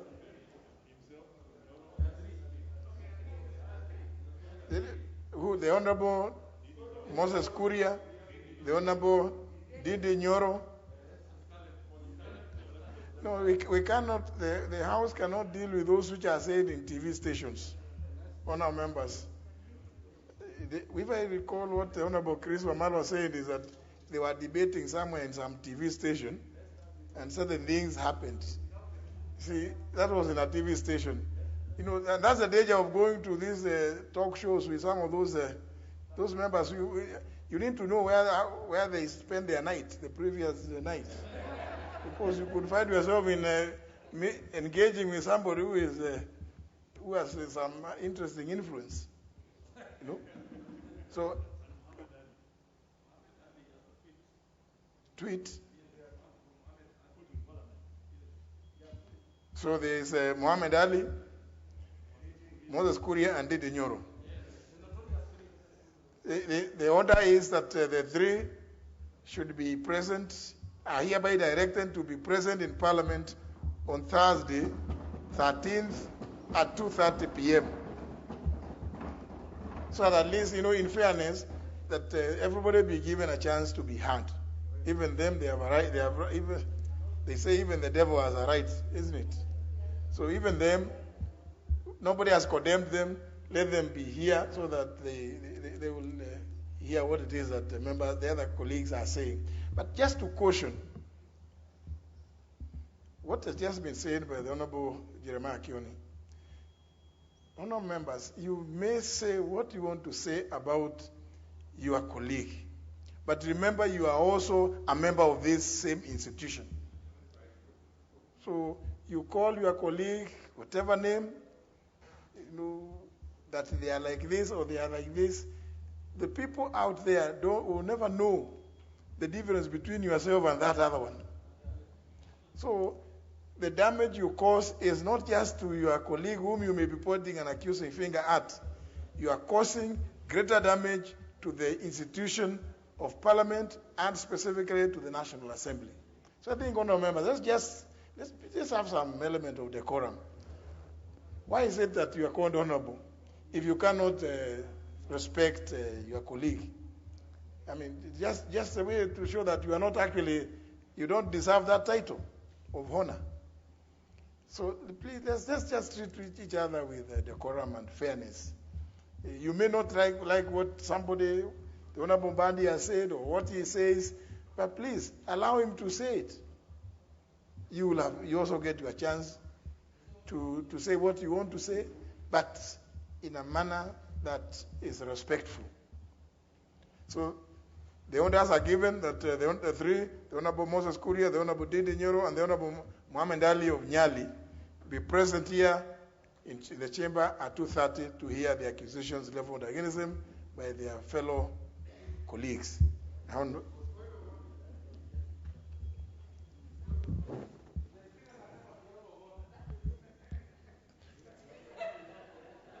I'm trying to look at whether anybody has pressed the intervention button. There is no name on the intervention button.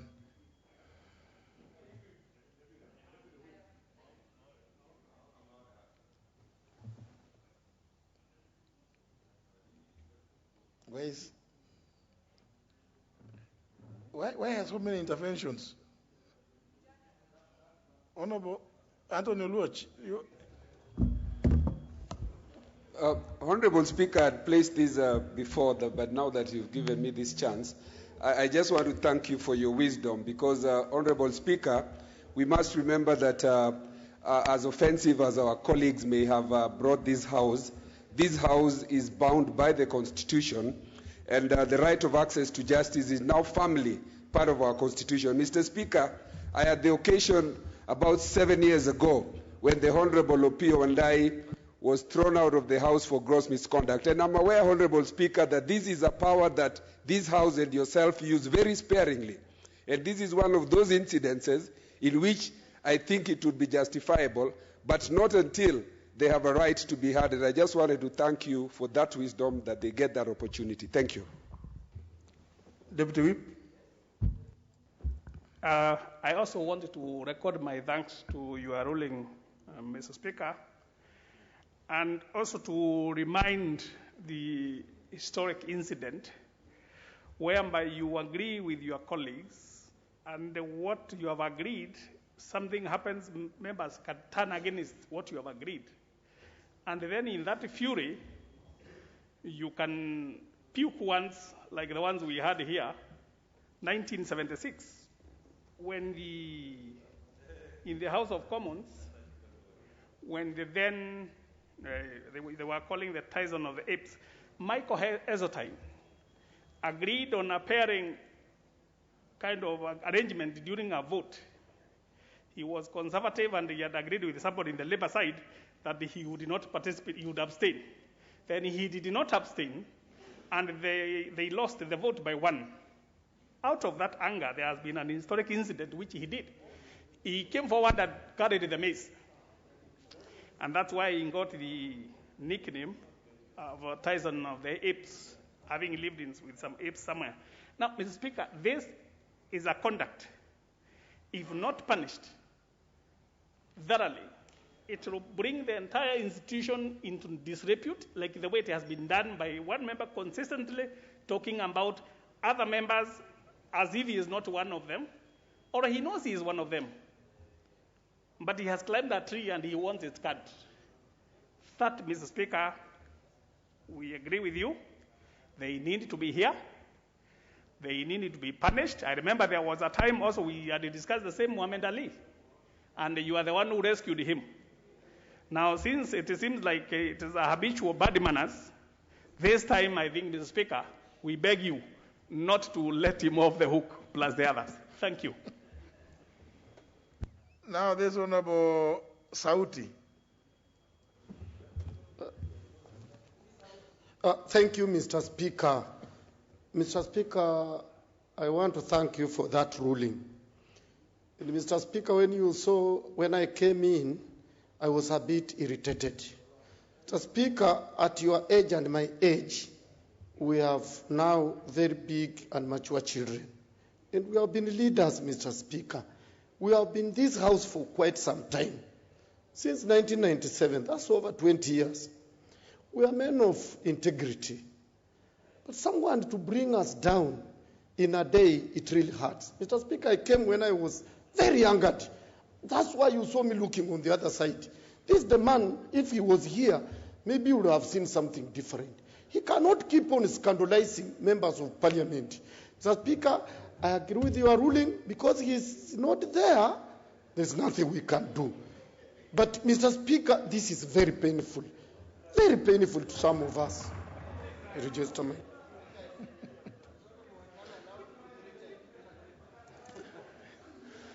I think, honourable members, let's leave it at that. We'll deal with it on Thursday. Next order.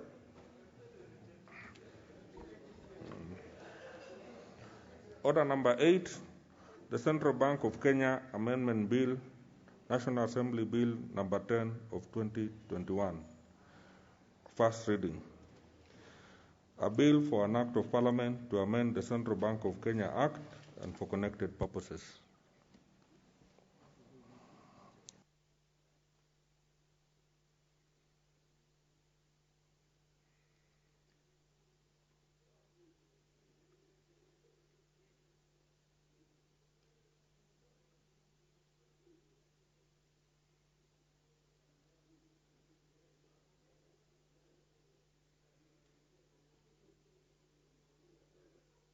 Next order.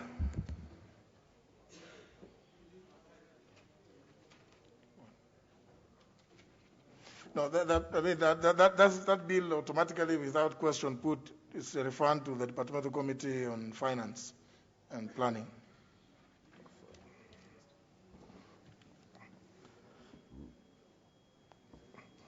Order number 9, Committee of the Whole House.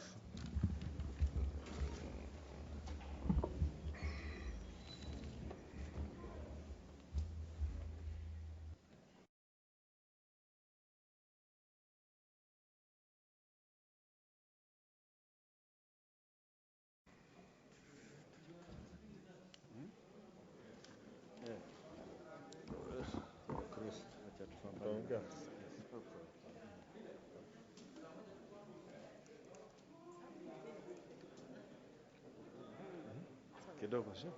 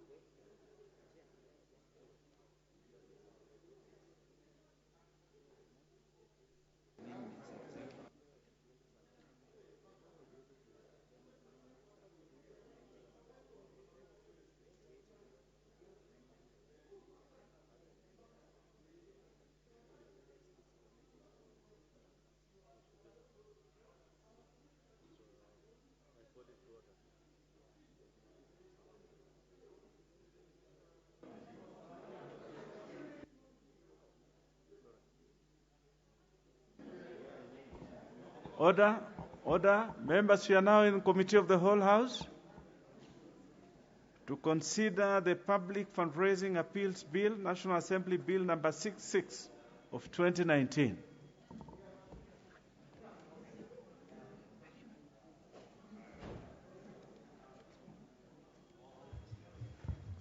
Clause 3.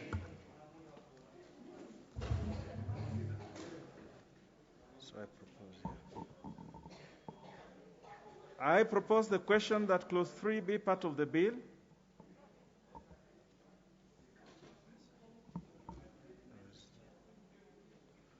I see a proposed amendment by the chairperson of CIOC, the Honorable Member for Ndaragwa. Give him the mic. Thank you, Mr. Chairman. We, as a committee, propose to amend Clause 3 as follows. Paragraph A. Mr. Chairman, I can either go through or say as per the order paper. But, Mr. Chairman, this is amending by deleting the word fundraising and substituting it with the public corrections as per the order paper, and the sole purpose for this is to align the bill with the title of the bill, which changed from Public Fundraising Bill, Appeals Bill, to Public Corrections Bill. Well, I propose the question that Clause 3 be amended as proposed by the Chair.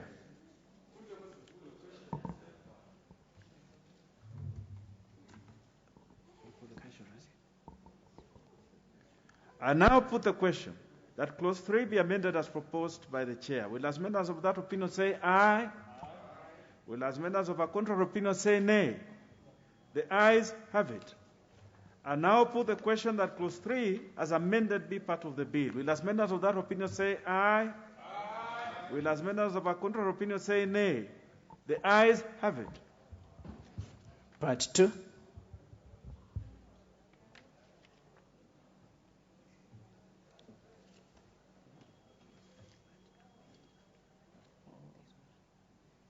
I propose the question that Part 2 be part of the bill. There is a proposed amendment by the mover, Chair CIOC. Thank you, Mr. Chairman. Again, as I propose that Part 2 be amended as per the order paper. Mr. Chairman, this is again solely for purposes of aligning the bill to the new title of the bill. Very well, Chair. I now propose the question that Part 2 be amended as proposed by the Chair. The Honorable Undo. Chair, the amendments proposed by the Chair are in order, save for Part B. And I would request him to reconsider, because Part B, Honorable Chair, reads number 5, by inserting Clause 5 after subclause 4, reads the members of the National Committee shall appoint the person and vice chairperson from among themselves at the first meeting. Honorable Speakers, it might sound progressive and democratic. What we are talking about, such a critical aspect of public life, I would imagine and I would request the committee to reconsider either at this moment or at committee, so that we have an appointing authority for the position of chairman. The Honorable Undo, you may be actually ahead of us. Oh, okay. Yeah, we are just Thank you. At the heading. We are not yet at Clause 4 that you seem to have picked up. Yes. So, honorable members, will you then allow me to put the question? I now put the question that Part 2 be amended as proposed by the Chair. Will as members of that opinion say aye? Will as members of our contrary opinion say nay? The ayes have it. I now put the question that Part 2 as amended be part of the bill. Will as members of that opinion say aye? Will as members of our contrary opinion say nay? The ayes have it. Clause 4. I propose the question that Clause 4 be part of the bill. Chair, CIOC. Thank you, Mr. Chairman. I propose that Clause 4 be amended as per the order paper. And again, Mr. Chairman,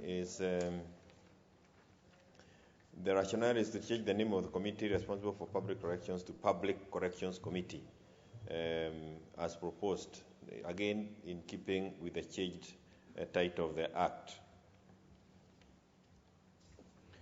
I now propose the question that Clause 4 be amended as proposed by the Chair. The Honorable Undo, this is why I probably wanted to interject. Chair, my sincere apology for having not followed closely. Honorable Chair, I just wanted to make as request as has indicated that under Clause B, subclause B, they have an insertion coming after subclause 4 that requires that the members of the National Committee shall appoint the chairperson and the vice chairperson from amongst themselves at the first meeting. Honorable Chair, I have difficulties with that in view of the critical role played by public elections and coming from our history. I would, and no, looking at the members to be appointed, then it means, for example, the person appointed under 4.1a who is a principal secretary. I don't know whether that's a kind of person who will be eligible for appointment as the chair. And then even the person appointed by the Council of Governors. It leaves a lot of room for manipulation and confusion, and I would request that probably reconsider having an appointing authority appoint the chair and the vice chair of the committee amongst the people constituting, but probably excluding number 1A, the principal secretary. It's a request I need to make to them to give a consideration. Thank you, Chair. Very well. I now put the question, which is that clause 4 be amended as proposed by the chair. Will as members of that opinion say aye? Aye. Will as members of a contrary opinion say nay? The ayes have it. I now put the question that clause 4 as amended be part of the bill. Will as members of that opinion say aye? Aye. Will as members of a contrary opinion say nay? The ayes have it. Clause 5. I propose the question that clause 5 be part of the bill. Chair? Thank you, Chair. I want to propose that clause 5 be amended as per the order paper.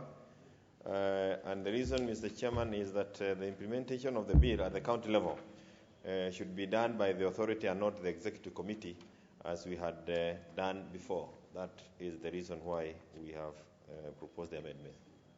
Very well, I propose the question that clause 5 be amended as proposed by the chair. I put the question that clause 5 be amended as proposed by the chair. Will as members of that opinion say aye? Aye. Will as members of a contrary opinion say nay? The ayes have it. I now put the question that clause 5 as amended be part of the bill. Will as members of that opinion say aye? Aye. Will as members of a contrary opinion say nay? The ayes have it. Clause 6. I propose the question that clause 6 be part of the bill. Chair? Mr. Chairman, again, I propose that clause 6 be amended as per the order paper. And again, this is just to align the bill. I propose the question that clause 6 be part of the bill. Put the question. I put the question that clause 6 be amended as proposed by the chair. Will as members of that opinion say aye? Aye. Will as members of a contrary opinion say nay? The ayes have it. I now put the question that clause 6 as amended be part of the bill. Will as members of that opinion say aye? Aye. Will as members of a contrary opinion say nay? The ayes have it. Clause 7. I propose the question that clause 7 be part of the bill. Chair?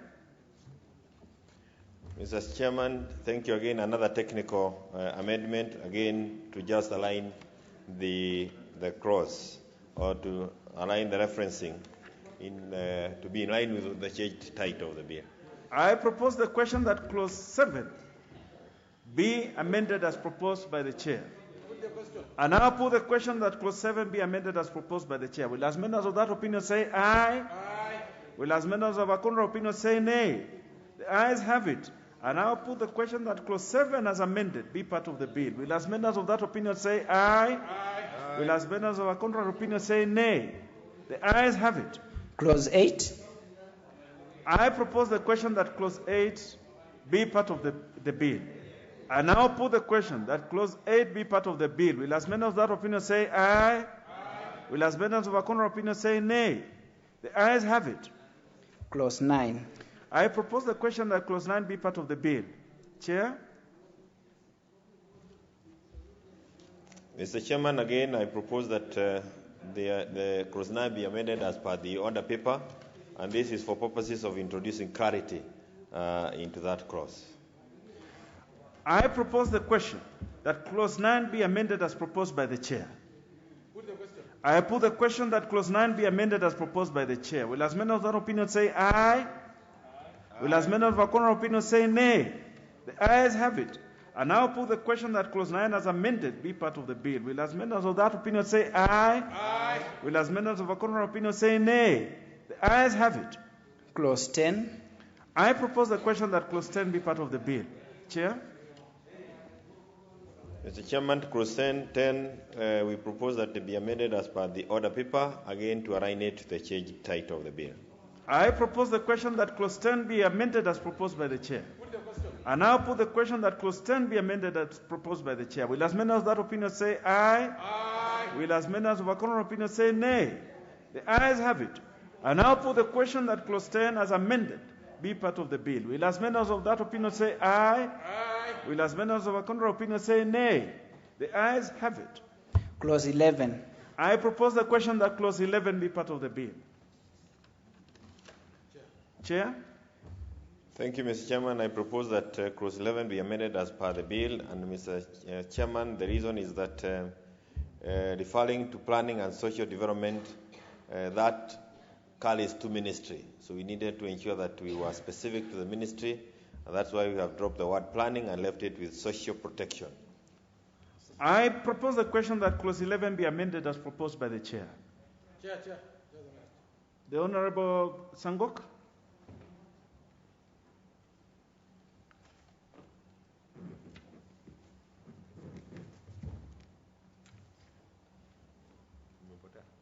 Give him the mic.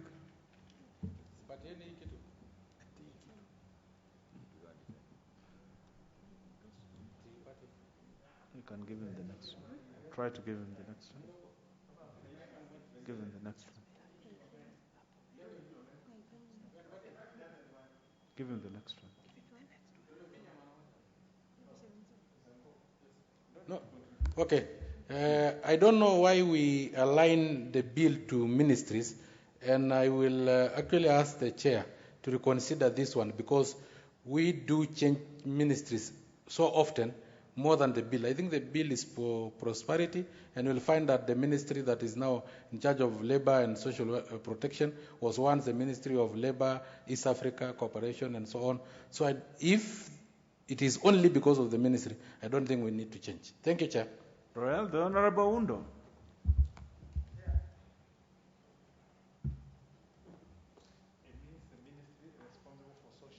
Yes, exactly. Whichever it will be.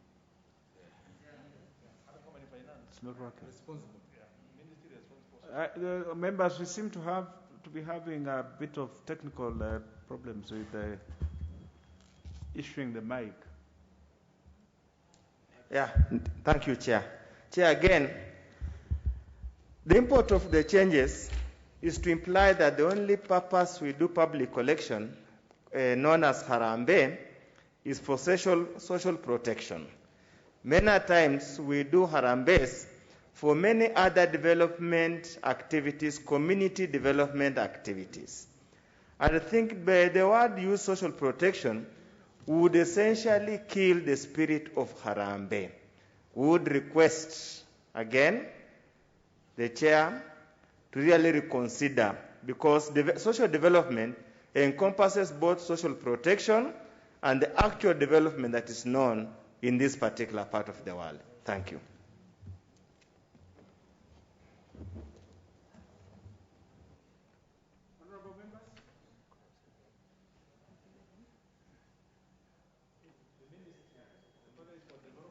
Honorable members, I put the question that clause 11 be amended as proposed by the chair. Will as many as of that opinion say aye? Aye. Will as many as of a contrary opinion say nay? The ayes have it. I now put the question that clause 11 as amended be part of the bill. Will as many of that opinion say aye? Aye. Will as many as of a contrary opinion say nay? The ayes have it. Part 3, heading. I propose the question that part 3 be part of the bill. Chair? Chairman, I propose that part 3 be amended as per the order paper, again to align the title, the clause to the title of the bill. I propose the question that part 3 be amended as proposed by the chair. Put the question. I now put the question that part 3 be amended as proposed by the chair. Will as many of that opinion say aye? Aye. Will as many as of a contrary opinion say nay? The ayes have it. I now put the question that part 3 as amended be part of the bill. Will as many of that opinion say aye? Aye. Will as many as of a contrary opinion say nay? The ayes have it. Clause 12. I propose the question that clause 12 be part of the bill. Chair? There is no amendment to this. I now put the question that clause 12 be part of the bill. Will as members of that opinion say aye? Aye. Will as members of a contrary opinion say nay? The ayes have it. Clause 13. I propose the question that clause 13 be part of the bill. Chair?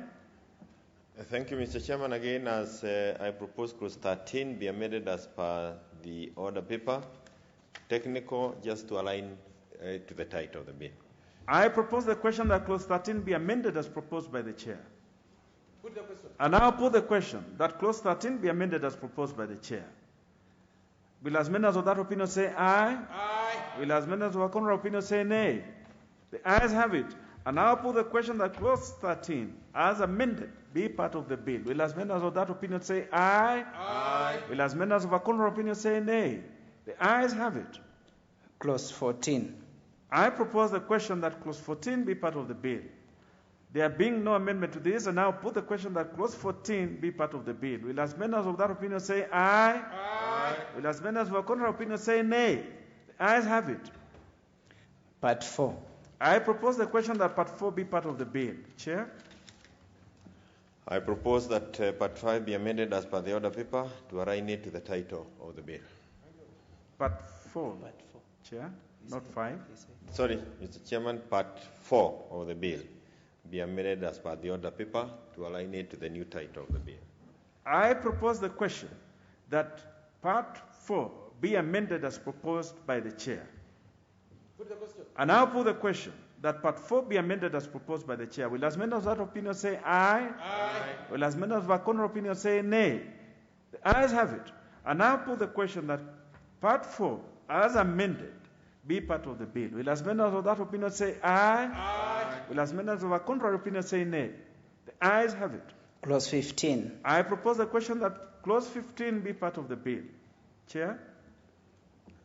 I propose that clause 15 be amended as per the order paper, just replacing the word fundraising appeals with public corrections. I propose the question that clause 15 be amended as proposed by the chair. I put the question that clause 15 be amended as proposed by the chair. Will as members of that opinion say aye? Aye. Will as members of a contrary opinion say nay? The ayes have it. And now put the question that clause 15 as amended be part of the bill. Will as members of that opinion say aye? Aye. Will as members of a contrary opinion say nay? The ayes have it. Clause 16. I propose the question that clause 16 be part of the bill. Chair? I propose that clause 16 be amended as per the order paper for the same reason, Mr. Chairman. I propose the question that clause 16 be amended as proposed by the chair. Put the question. And now put the question that clause 16 be amended as proposed by the chair. Will as members of that opinion say aye? Aye. Will as members of a contrary opinion say nay? The ayes have it. And now put the question that clause 16 as amended be part of the bill. Will as members of that opinion say aye? Aye. Will as members of a contrary opinion say nay? The ayes have it. Clause 17. I propose the question that clause 17 be part of the bill. Chair? I propose that clause 17 be amended by as provided for in the order paper. Mr. Chairman, the reason is to try and is actually to exclude funds raised by higher institutions of higher learning, because these resources are used or are raised for purposes of research and other related causes. We seek not to cover it under Public Corrections Act. I propose the question that clause 17 be amended as proposed by the chair. And I'll put the question that clause 17 be amended as proposed by the chair. Will as members of that opinion say aye? Aye. Will as members of a contrary opinion say nay? The ayes have it. And now put the question that clause 17 as amended be part of the bill. Will as members of that opinion say aye? Aye. Will as members of a contrary opinion say nay? The ayes have it. Clause 18. I propose the question that clause 18 be part of the bill. Chair? Clause 18 be amended as per the order paper. I propose the question that clause 18 be amended as proposed by the chairperson. And I'll put the question that clause 18 be amended as proposed by the chairperson. Will as many as of that opinion say aye? Aye. Will as many as of a contrary opinion say nay? The ayes have it. And I'll put the question that clause 18 as amended be part of the bill. Will as members of that opinion say aye? Aye. Will as members of a contrary opinion say nay? The ayes have it. Clause 19. I propose the question that clause 19 be part of the bill. Chair? Mr. Chairman, I propose that clause 19 be amended as per the order paper. It's a question of removing the name from fundraising manager and calling or referring to the officer as a public corrections manager. Again, aligning it to the theme of the bill. I propose the question that clause 19 be amended as proposed by the chair. Put the question. And now put the question that clause 19 be amended as proposed by the chair. Will as members of that opinion say aye? Aye. Will as members of a contrary opinion say nay? The ayes have it. And now put the question that clause 19 as amended be part of the bill. Will as members of that opinion say aye? Aye. Will as members of a contrary opinion say nay? The ayes have it. Clause 20. I propose the question that clause 20 be part of the bill. Chair? Mr. Chairman, I propose that clause 20 be amended as provided for in the order paper. And the rationale or the reason is to prevent, we are trying to avoid limiting members of parliament or members of the county assembly from participating in public corrections. Instead, Mr. Chairman, we are ensuring that state officers do not use their offices or places of work to solicit for funds and also to align it with the Ethics Act. I propose the question that clause 20 be amended as proposed by the chair. The Honorable Oundo.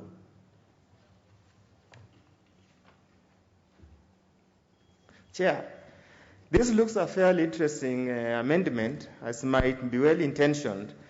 The definition of an office, are we talking about a physical office or an office associated with a member, that state officer? That's where the challenge of implementation will arise, because an office occasionally is an office, the position you hold is taken to be as such. But let's give it a try. We'll have a room probably when we do regulations to clarify that particular aspect. I propose the question. The Honorable, just hold on before I propose the leader of majority, you have a weigh in on this.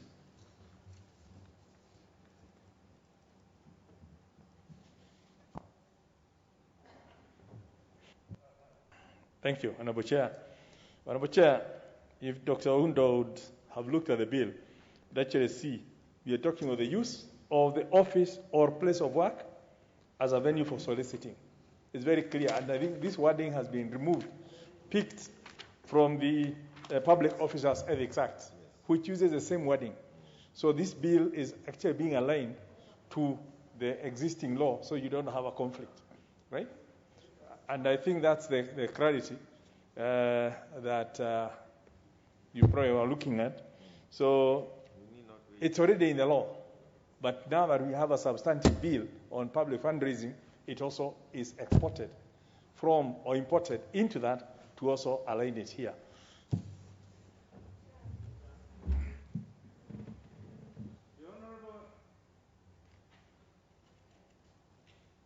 Shamala.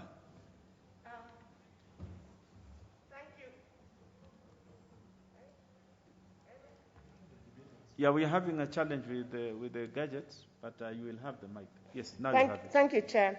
I think I want to, I agree with the majority leader on the definition, but the office is really not just a physical space.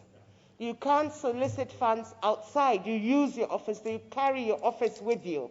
And does the bill, or can we enhance that? Your title and your name goes out, and you can solicit in other places aside from the physical office itself.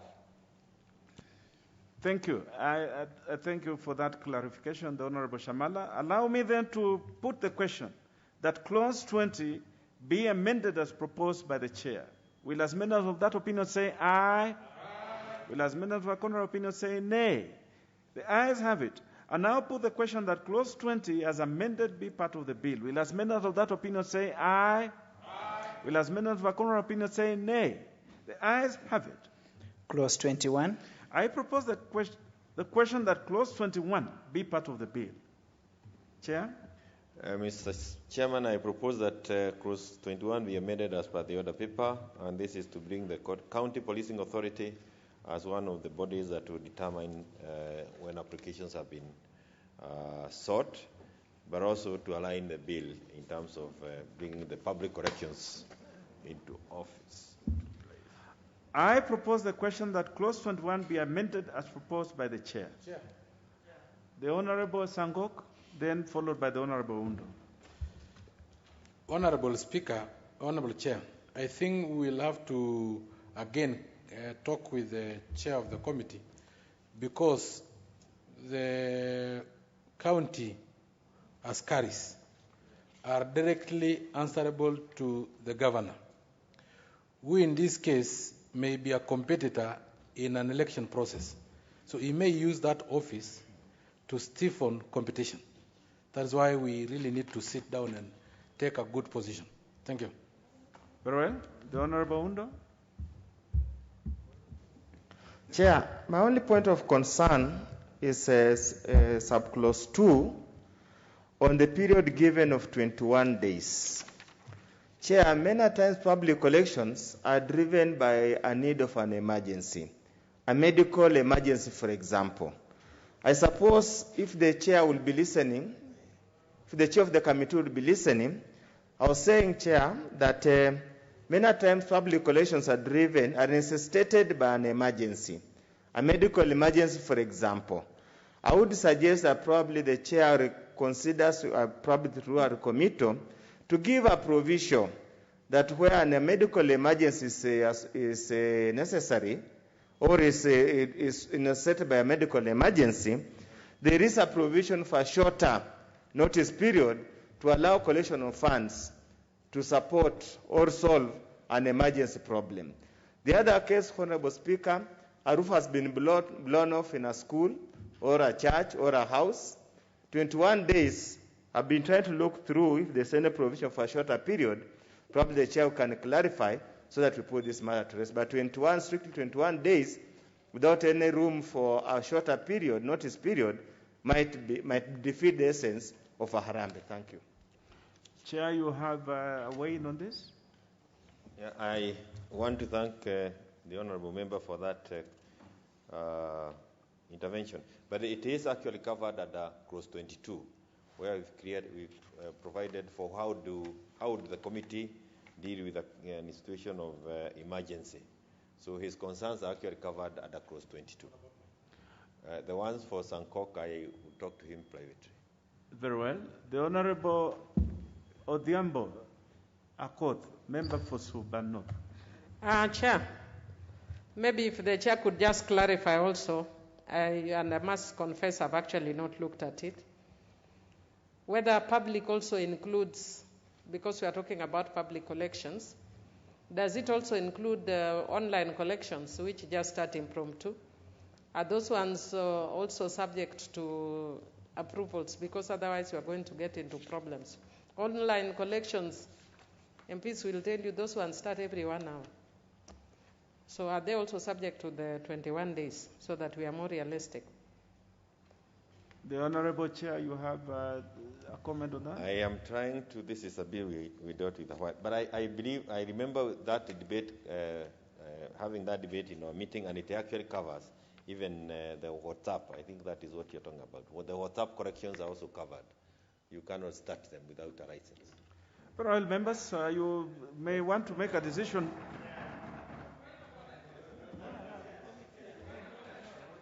Just hold on. Just hold on. Just hold on. The Honorable Undo, you have had your say on this. Let the Honorable Walter, the member from Diwa, also have something to say. Chair, I'm just wondering how that will be practically implemented. Because WhatsApp is another giant animal which has just come into the scene, and it is everywhere. So who would license, and how will it be done? How? Very well. Can the Chair come clear on this? The Honorable Walter, you made your point. The Honorable Kaluma? 17.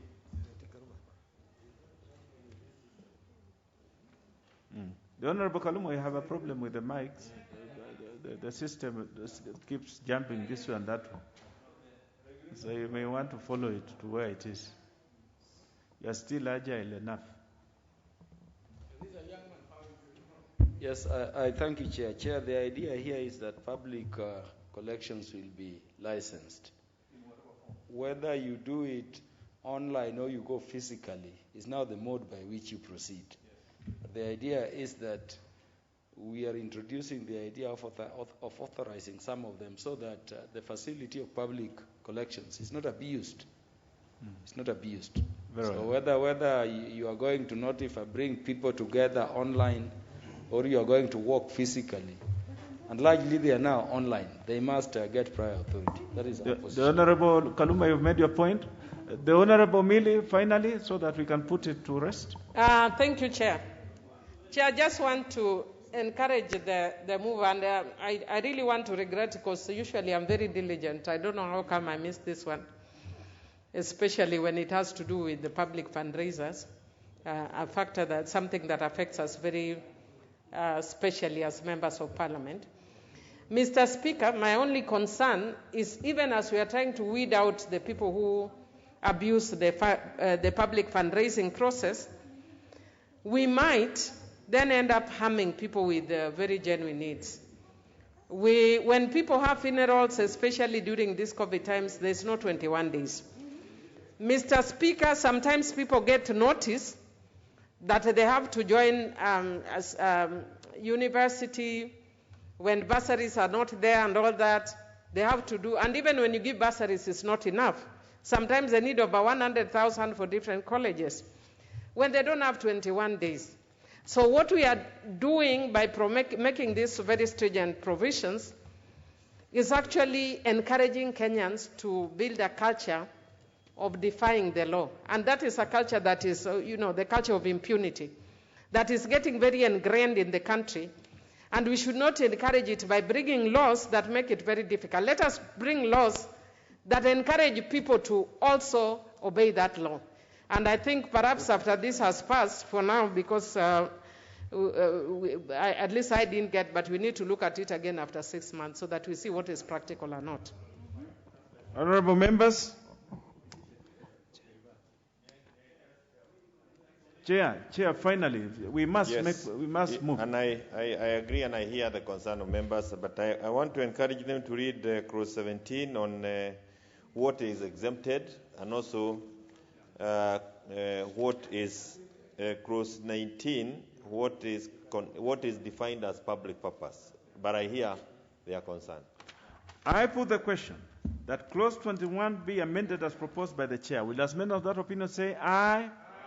Will as many of our contrary opinion say nay? The ayes have it. I now put the question that clause 21 as amended be part of the bill. Will as many of that opinion say aye? Will as many of our contrary opinion say nay? The ayes have it. Clause 22.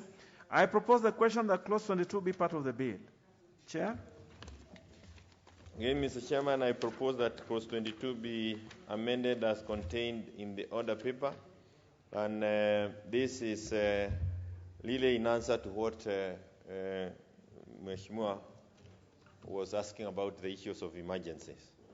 I propose the question that clause 22 be amended as proposed by the chair.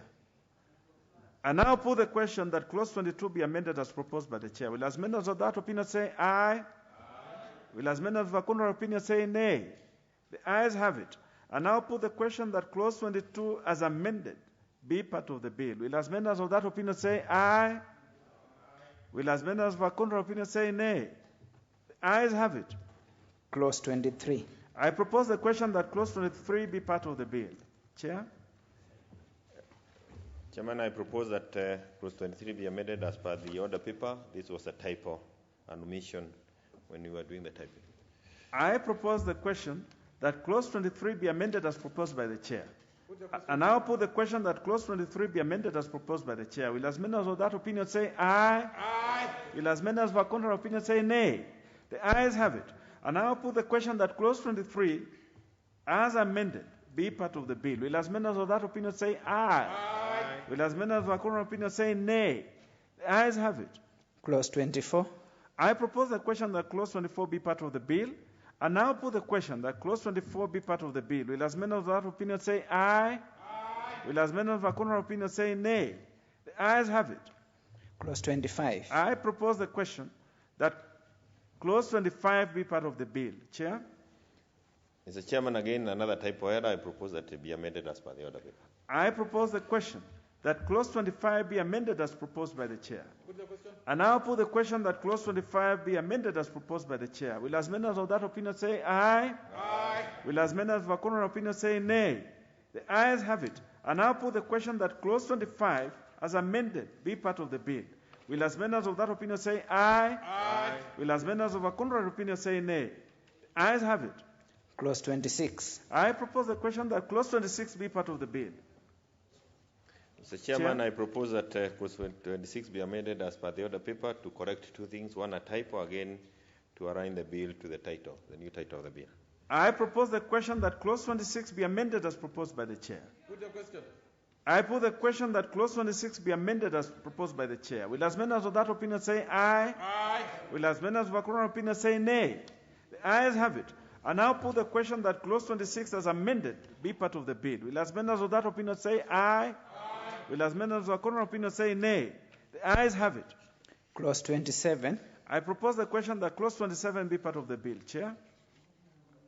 Mr. Chairman, I propose that clause 27 be amended as per the bill, as per the order paper. Again, a typo thing. We had left out the word national committee. I propose the question that clause 27 be amended as proposed by the chair. Put the question. I put the question that clause 27 be amended as proposed by the chair. Will as many as of that opinion say aye? Aye. Will as many as of our contrary opinion say nay? The ayes have it. And now put the question that clause 27 be amended, as amended, be part of the bill. Will as many as of that opinion say aye? Aye. Will as many as of our contrary opinion say nay? The ayes have it. Clause 28. I propose the question that clause 28 be part of the bill. Mr. Chairman, I propose that clause 28 be amended as per the bill. Again, it is to bring in the national committee, which had been left out, a typo error. I propose the question that clause 28 be amended as proposed by the chair. Put the question. I put the question that clause 28 be amended as proposed by the chair. Will as many as that opinion say aye? Aye. Will as many as our contrary opinion say nay? The ayes have it. There is a further amendment proposed by the Honorable Oundo. The Honorable Oundo, you may want to prosecute that one. Chair, so do I move or? Yes, the Honorable Oundo, you have. Chair, I move that clause 28 be amended in subclause 1 by inserting the following new paragraph immediately after paragraph G. Paragraph H will read, in the opinion of the National Committee or the relevant county policing authority, the purpose for which the public collation is to be conducted can be funded through existing national and devolved funds. Chair, the import of this amendment is to avoid misuse of public collection. Indeed, we have very many devolved funds. We have CDF, we have county government, we have so many others. Just because a school or any other public facility is at loggerhead with an MP or a county government, they avoid going to pick that kind of funds and burden the parents and other members of the public to undertake a public collection where funds are available or funds have been misused, and they resort to an orthodox approach to fill up the lost funds.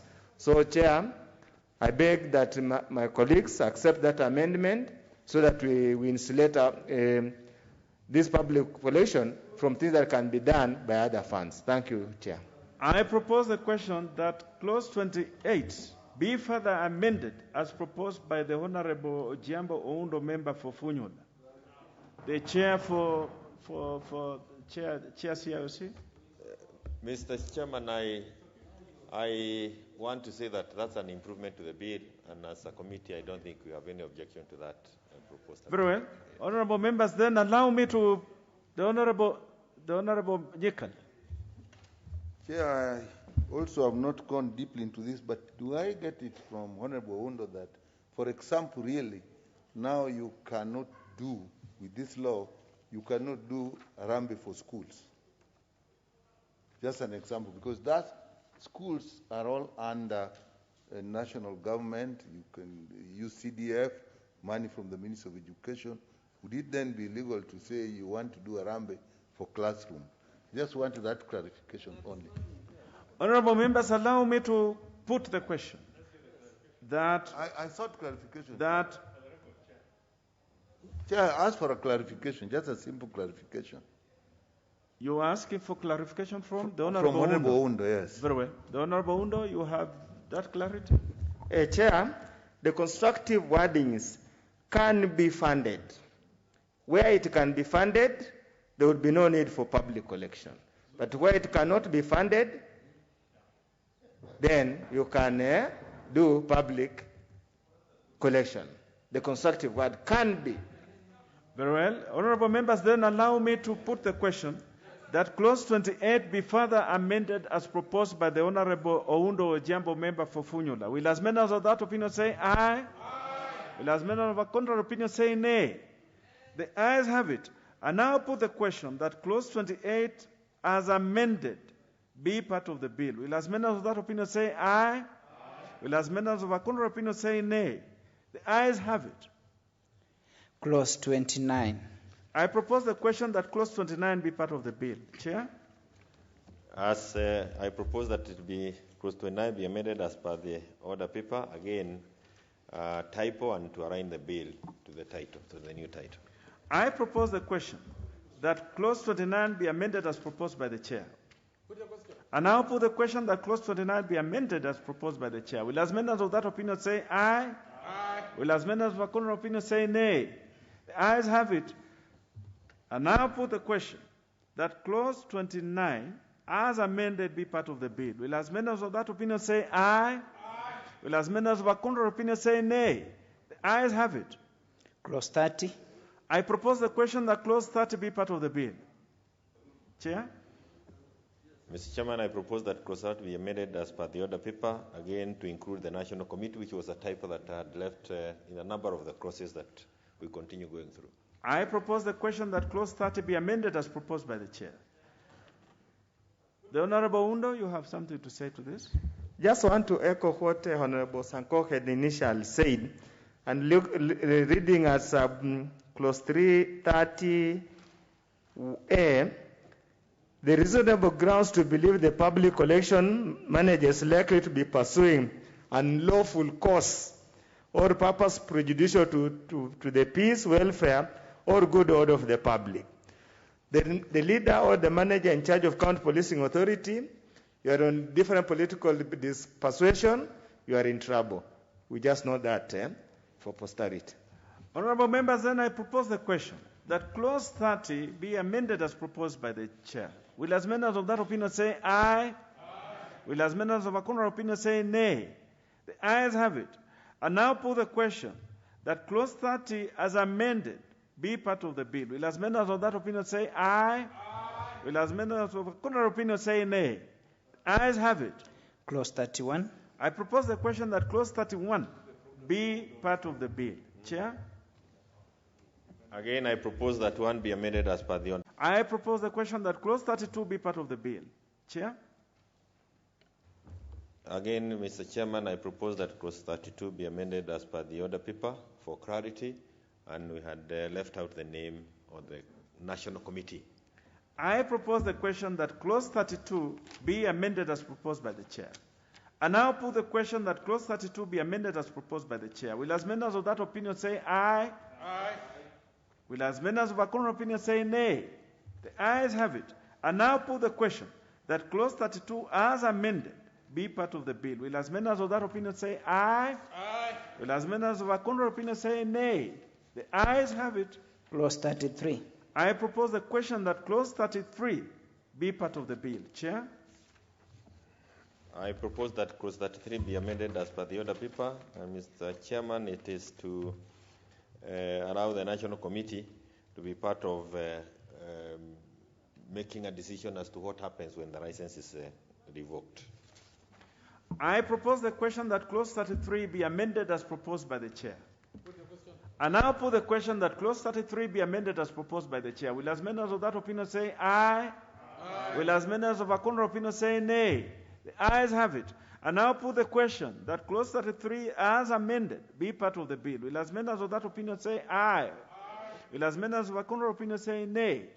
The ayes have it. Clause 34. I propose the question that clause 34 be part of the bill. Chair? Mr. Chairman, I propose that clause 34 be amended as per the order paper, again to allow those affected by decision of the National Committee to go to the High Court in the case of revocation. I propose the question that clause 34 be amended as proposed by the chair. Chair. The Honorable Sanko. Really, we are at page 14 out of 28, so I'm sure we are behind schedule. But this thing of county policing authority, it appears in everywhere, so I think we still have to really consult deeply and see how we can do with it. Thank you, Chair. I put the question that clause 34 be amended as proposed by the chair. Will as many as of that opinion say aye? Aye. Will as many as of a contrary opinion say nay? The ayes have it. I now put the question that clause 34 as amended be part of the bill. Will as many as of that opinion say aye? Aye. Will as many as of a contrary opinion say nay? The ayes have it. Clause 35. I propose the question that clause 35 be part of the bill. Chair? Mr. Chairman, I propose that clause 35 be amended as per the order paper, again for purposes of realigning the bill. I propose the question that clause 35 be amended as proposed by the chair. I put the question that clause 35 be amended as proposed by the chair. Will as many as that opinion say aye? Aye. Will as many as of a contrary opinion say nay? The ayes have it. I now put the question that clause 35 as amended be part of the bill. Will as many as of that opinion say aye? Aye. Will as many as of a contrary opinion say nay? The ayes have it. Clause 36. I propose the question that clause 36 be part of the bill. Chair? I propose that that clause 36 be amended as per the order paper, Mr. Chairman, again to realign the bill with what we have done before. I propose the question that clause 36 be amended as proposed by the chair.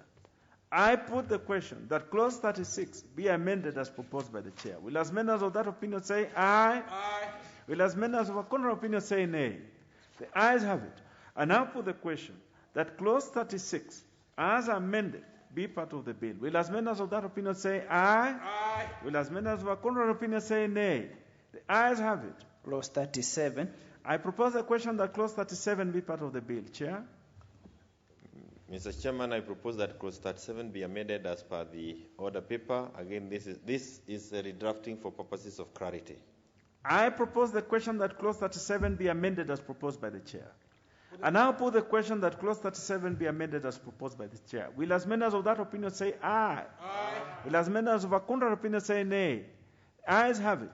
I now put the question that clause 37 as amended be part of the bill. Will as many as of that opinion say aye? Aye. Will as many as of a contrary opinion say nay?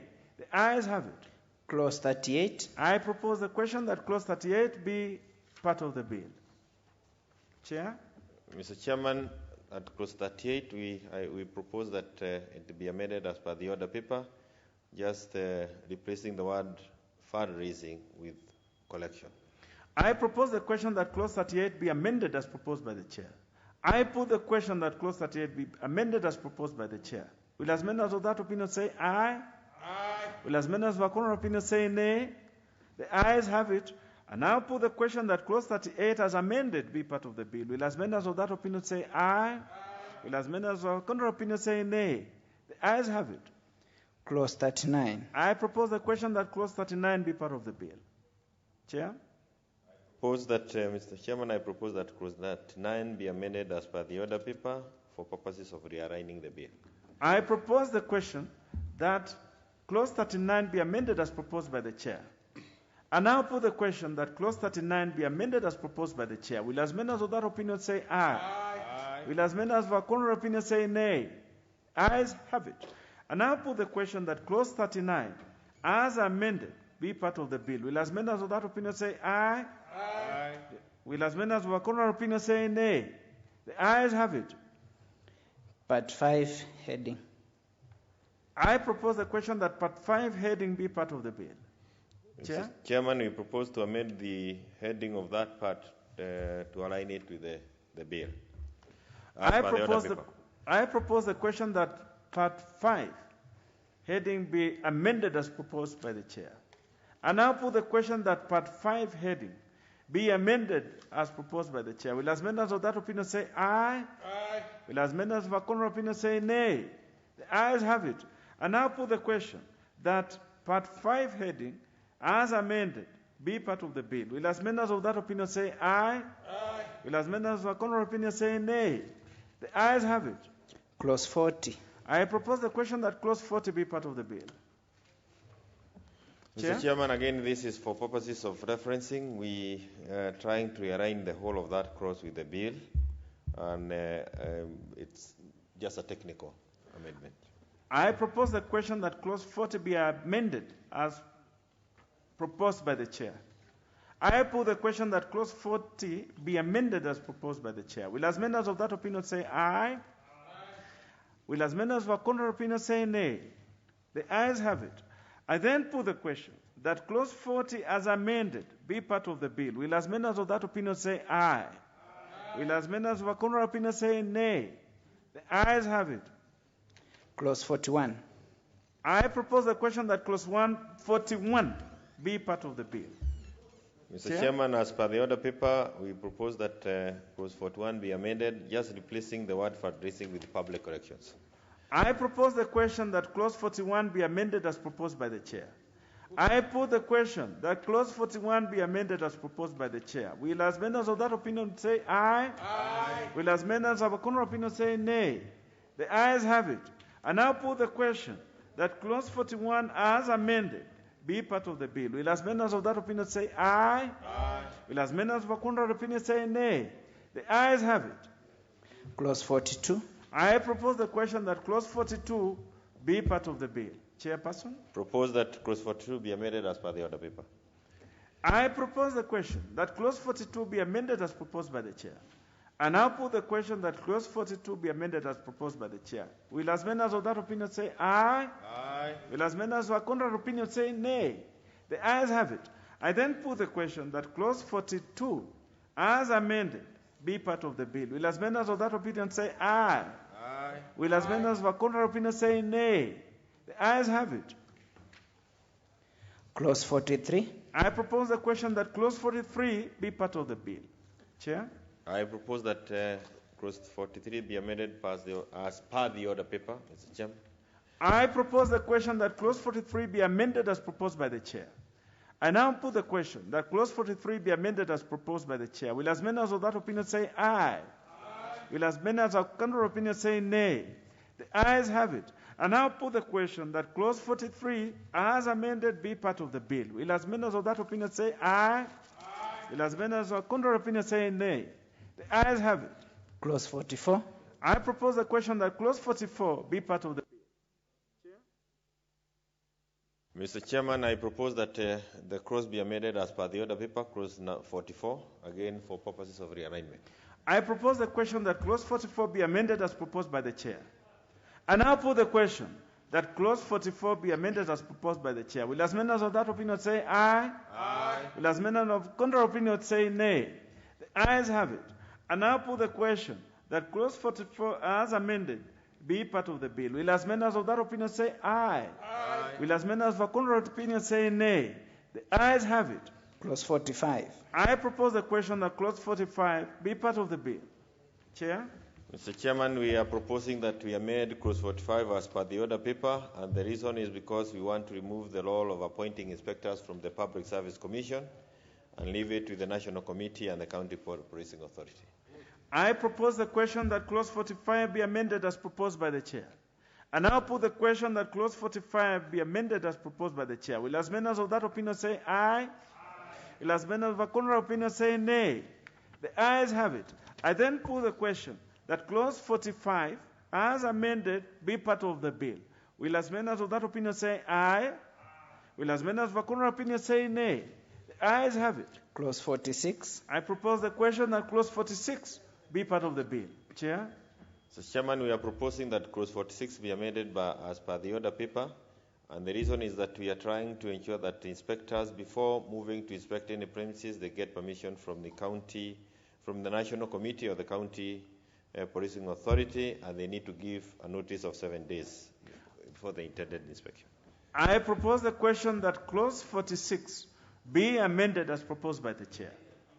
I now put the question that clause 46 be amended as proposed by the chair. Will as members of that opinion say aye? Aye. Will as members of a contrary opinion say nay? The ayes have it. Clause 47. I propose the question that clause 47 be part of the bill. Chair? Mr. Chairman, I propose that clause 47 be amended as per the order paper. It's again a realigning of the bill. I propose the question that clause 47 be amended as proposed by the chair, and then put the question that clause 47 be amended as proposed by the chair. Will as members of that opinion say aye? Aye. Will as members of a contrary opinion say nay? Ayes have it. I then put the question that clause 47 as amended be part of the bill. Will as members of that opinion say aye? Aye. Will as members of a contrary opinion say nay? The ayes have it. Clause 48. I propose the question that clause 48 be part of the bill. Chair? Mr. Chairman, again, I propose that clause 48 be amended as per the order paper for purposes of realigning the bill. I propose the question that clause 48 be amended as proposed by the chair. I then put the question that clause 48 be amended as proposed by the chair. Will as members of that opinion say aye? Will as members of a contrary opinion say nay? The ayes have it. I then put the question that clause 48 as amended be part of the bill. Will as members of that opinion say aye? Will as members of a contrary opinion say nay? The ayes have it. Clause 49. I propose the question that clause 49 be part of the bill. There being no proposed amendment to this, I then put the question that clause 49 be part of the bill. Will as members of that opinion say aye? Will as members of a contrary opinion say nay? The ayes have it. Clause 50. I propose the question that clause 50 be part of the bill. Chair? Mr. Chairman, we are proposing that clause 50 be deleted, and the reason is that the income tax provides exemption of certain incomes from being taxed, like contributions to charity. I propose the question that clause 50 be amended as proposed by the chair. The Honorable Nickel seeking clarification. This is actually one would have seen as a very important clause, which means that the money you give in Harambes, because you have now a lot of details of where you are giving the money, we are giving that record, that it would have made sense, therefore, that money be tax exempt. But by deleting it, we are saying that that's not necessary. I would just like to know why, because even though those provisions are there, as it is now, it's actually very difficult to put those monies together and get good evidence to say, I contributed this money in Harambes, therefore I want tax exemption. The new law makes that possible. So then, I think if we put that, it will strengthen it. The proposed law makes it now that possible. Very well. The Honorable Owundo. Chair, as Chair, you prepare to respond to the Honorable Nyikal's concerns. The implication, there could be two different implications on this amendment. One, that in a way we have legalized tax evasion, or is it evasion, whatever you call it, avoidance, by contributing to Harambes. But in a way, if you look at the other way, I totally support that you should only contribute from your net income after taxation, not before taxation, to avoid tax avoidance. So probably needs to clarify what's actually the intention. That intention needs to be very clear to the members here is of this amendment. Does it amount to tax avoidance, or is the intention that you can only contribute after you have paid your taxes, so you are only contributing on your net income? Perhaps that clarification is necessary. The Honorable Odhiambo. I'll give you the Honorable Sankok just for Thank you, Chair. Chair, if I'm getting Honorable Undo well, then the direction and path he's taking is not very good. In a lot of countries, Chair, when you actually give to society, it should be counted when you are giving tax. Because you are already doing a service to the public. Chair, if you actually look at the amount of money, say, for instance, members of parliament give to the public, and then the amount of tax thereafter that you have to pay, after giving so much, almost all your salary is already going to the public, then you get tax. That tax should rather go direct to the public. So, Chair, I think we should incentivize, I think that's a word, the public into giving, especially those of us who are unfortunate and don't have, through fundraisers and that. Many people have actually been brought up through fundraisers. But the person who is giving should not be punished for giving, so that you pay your tax. Then after paying your tax, then the net is what then you give. No? That taxation, I know at least when I was in the US, that's what they used to do. It counts. Whatever you give to charity counts when you are being taxed, and there's a percentage that is taken into account. So it shouldn't be what Honorable Undo is saying, that it should be net. It should actually be part of the gross. the Honorable Millie and the Honorable Undo. You can be sure that that position gets a lot of sympathy from this particular chairperson.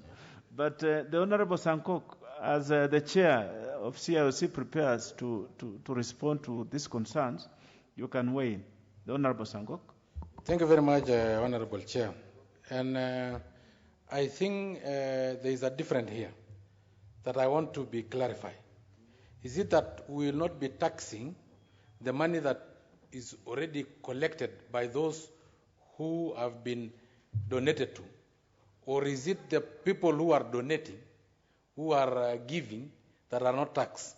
For me, I think both sides should be covered. But mostly for those who have already received.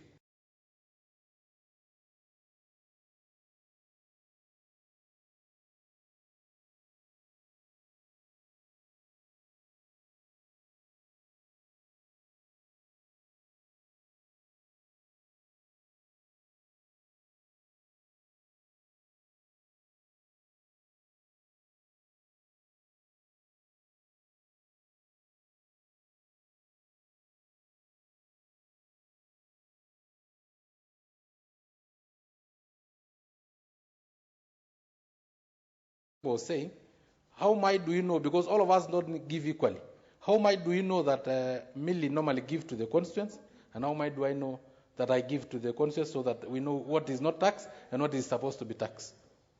That must be the conundrum, the Honorable Sankok. The Honorable Shaban. Thank you, Chairman. As much as I hear what my colleagues are saying, yes, it's true that as you're giving to charity, then you should get that incentive. But again, the main problem would be, how do you quantify it? I think that's where the problem is. How will it be quantified? How will it be on record that you have donated so much, so that you can actually claim an incentive from it? Those I think are the questions which would worry everybody. Very well. Otherwise, the Honorable it is Walter. subject to abuse. The Honorable Walter Owino. Martin. Thank you, Chair. Martin Owino. Oh, Walter is the Awendo, my friend from Awendo. Yes. Martin. Yes, Chair, I think if we are going on global practice, then donations, and this is why we need clarification from the Chair, donations are not supposed to be taxed. But the donor, once you are paid, the person receiving the payment should be able to receipt you what you have given in. That receipt can be used for tax deduction when you file for your taxes. That is the motivation, that's the incentive that is being talked here. Unless we don't do it like that, then there will be a lot of confusion. But globally, according to how Millie was saying, that is what is done across. Well, the member for Nyando. Members, you have to key in. I may not be able, my eyes are not very good to see it. Is that the member for Abai behind there? Yes, you will have an opportunity. I thank you, Honorable Speaker. Honorable Speaker, I believed the import of this bill was to control and curtail unnecessary fundraisers. Members of Parliament will tell you how subjective this has been to them, especially. And therefore, this bill was birthed in order to set up certain controls. But, Honorable Speaker, if we have to go an extra mile to now invite the wrath or otherwise of Kenya Revenue Authority, then we are losing the gist of this bill. It has always been automatic that fundraisers done together with the collections are not subjected to any taxation whatsoever. And if we are going to invite KRA to pry on these proceeds, then we are definitely losing the mark. I know in the United States, where I have had the privilege to stay in, do declare at the end of every financial year what has been given out as charity, and hence not subjected to any sort of taxation. So if we are going to take that route, Honorable Speaker, and the kind of returns that we submit to Kenya Revenue Authority, it will be very untidy at the end of the day. And I know many legislations have been preferred, up to now and including what is happening with land matters, where a new set of regulations have been preferred, even on units that people hold. And that is a way of raising more revenue to the exchequer. So, Honorable Speaker, I want to believe that the originator of this bill, who is the chair CIOC, did not envisage a situation where we are going to have additional declarations inviting the wrath of KRA, which is very punitive in nature, on matters finances from fundraisers, Honorable Speaker, and I thank you. Very well. The Honorable Member for Abai. Chair, I think the chair of the committee should really tell us why he intends to delete this clause, given the fact that it is really. Let us allow the member for Abai also to have his say. I think let's be fair to him. It is implementable, given the fact that if this becomes, if with this new law now, it is possible for the collections that will have been made through, which are licensed through this appeals committee. It will not be a problem quantifying, because they are supposed to keep records. They are supposed to send their records to either the county or national collection appeals committees.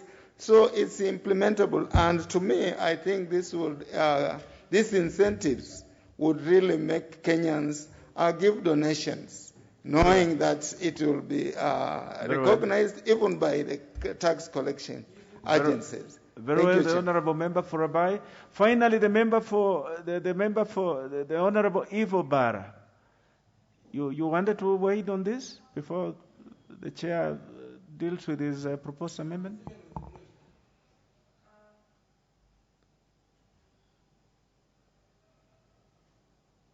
Coming on. Okay. Thank you, Chairman. My intervention was actually on the part that Millie raised on giving a tax rebate to those who have contributed. And in our current setup as it is, as presently set up, it may not be practical to get that rebate. I think it will be so much complicated in the Kenyan system as it is now.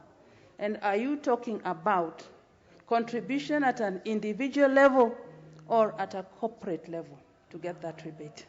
Maybe you need to clarify that before we proceed with your amendment. Thank you. Very well. The Honourable Chair, now you may want to deal with your proposed amendment. Mr. Chairman, I have heard the contribution of members and I want to drop that amendment to the. Very well.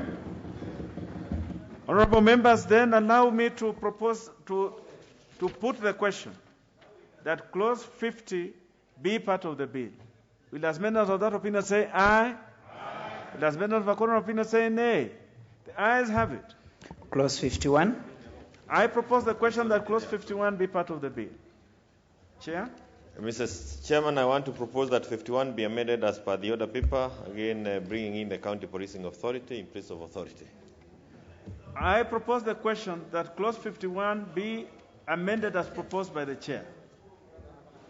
I now put the question that clause 51 be amended as proposed by the chair. Will as members of that opinion say aye? Aye. Will as members of a contrary opinion say nay? The ayes have it. I now put the question that clause 51 as amended be part of the bill. Will as members of that opinion say aye? Aye. Will as members of a contrary opinion say nay?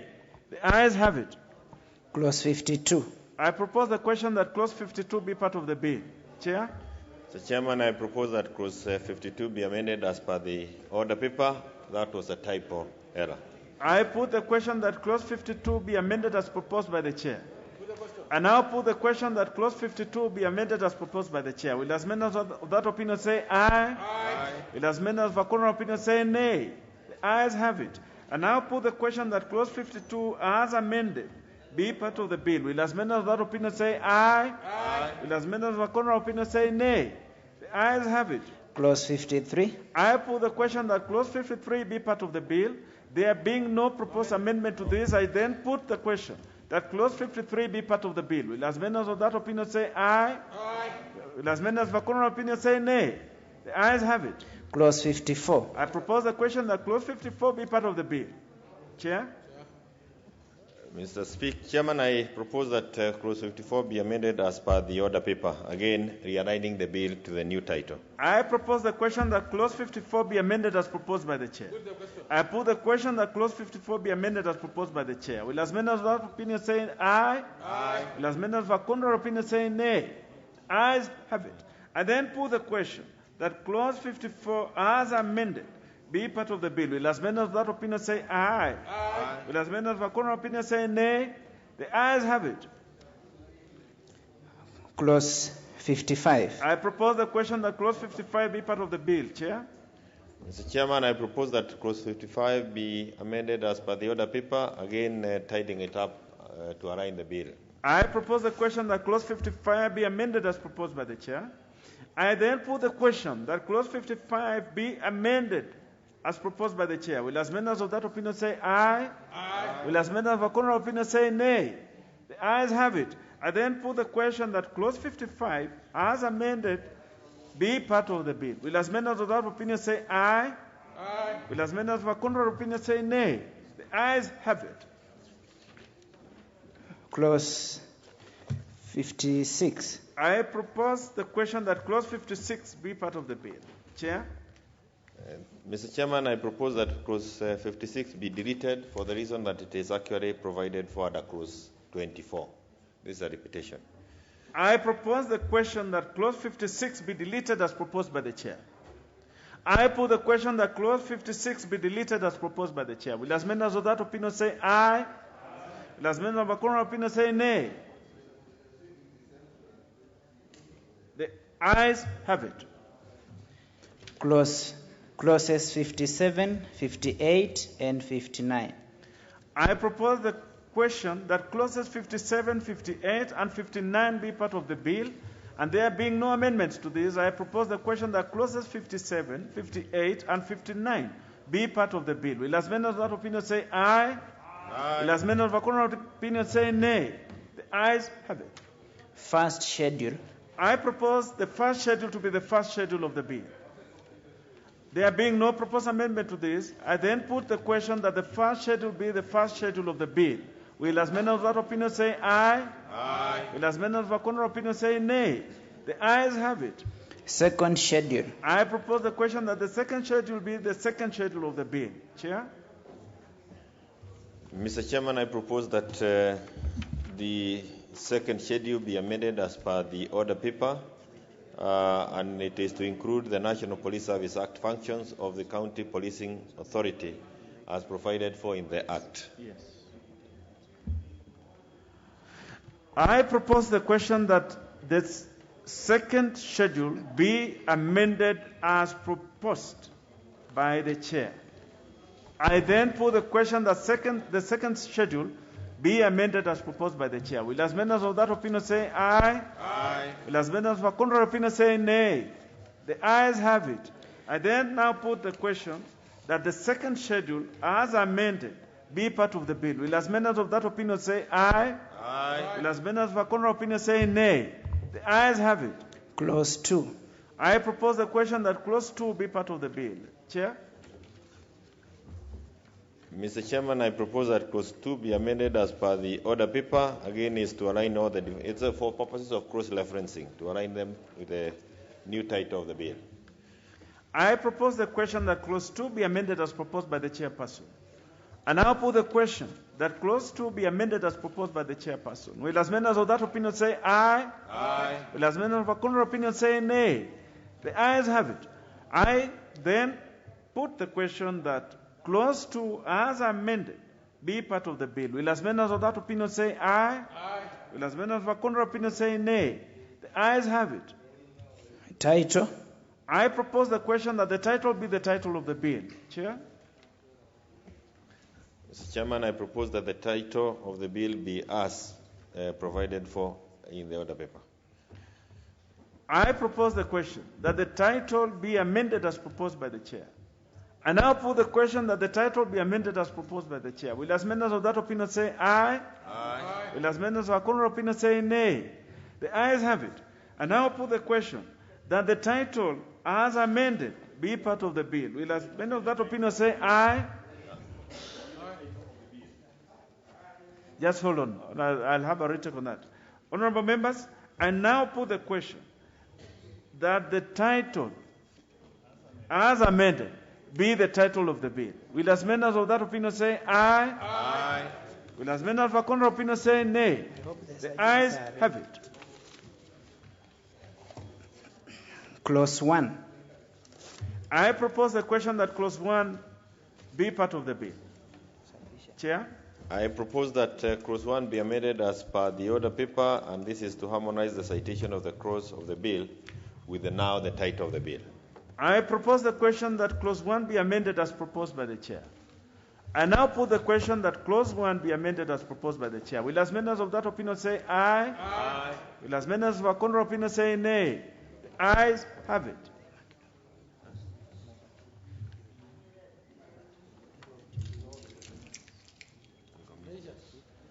Yes, honorable members, you'll just hold on for a moment. We need to clean up just a little bit because we dropped the proposed amendments to the proposed deletion to clause 50. So the chair, you might want to do something about that so that it becomes regularized. Sorry, Mr. Chairman. We did drop the amendment, so there will be a recommittal. There will be a recommittal. Yes. Yes. Do you want me to? It comes later. Yeah. There is because in the way it reads the fundraising as opposed to corrections, public corrections. No, it is all right. I think you'll reorganize yourself so you may move to reporting now. Chair. Yes. Chair.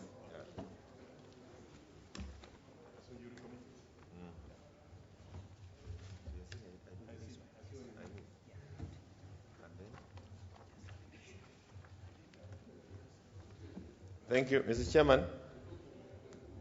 I beg to move that the committee do report to the House its consideration of the Public Fundraising Appeals Bill, National Assembly Bill number 66 of 2019, and its approval thereof with amendments, and seek leave to sit again.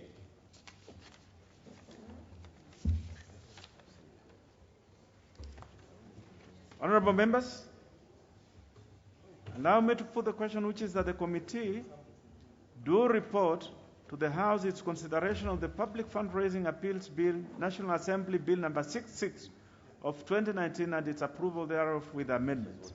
Will as members of that opinion say aye? Aye. Will as members of the contrary opinion say nay?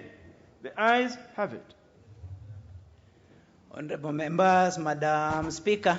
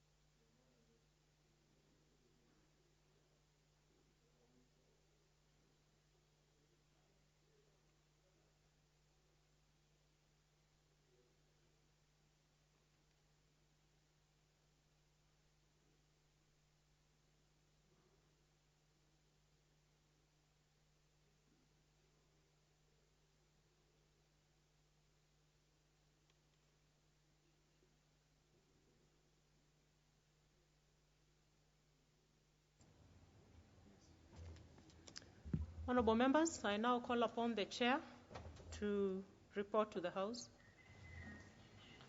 Honorable Speaker, I beg to report that the Committee of the Whole House has considered the Public Fundraising Appeals Bill, National Assembly Bill number 66 of 2019, and approved the same with amendments. The mover.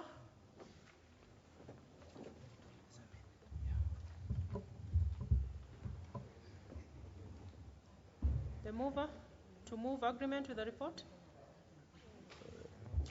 Madam Speaker, I am hesitating because there is a recommittal. So I need to get it right.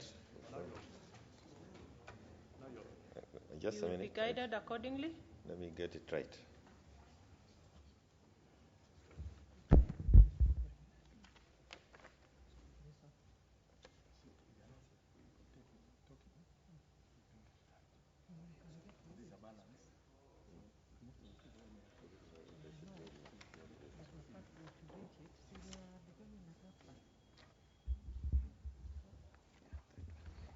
Thank you, Madam Speaker. Sorry for that. Madam Speaker, I beg to move that the motion for agreement with the report of the Committee of the Whole House be amended by inserting the words subject to recommittal, and I also ask, I request Honorable Karuma to second the motion. Madam Speaker, I second.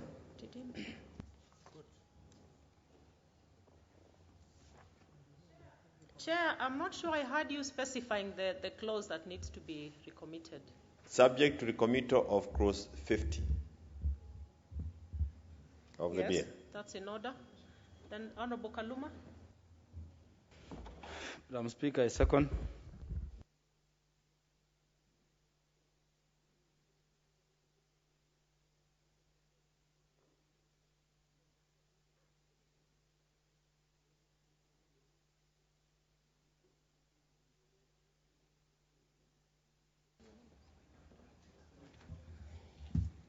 Honorable members, I go on to propose the question, which is that the motion for agreement with the report of the Committee of the Whole House be amended by inserting the words subject to recommittal of clause 50.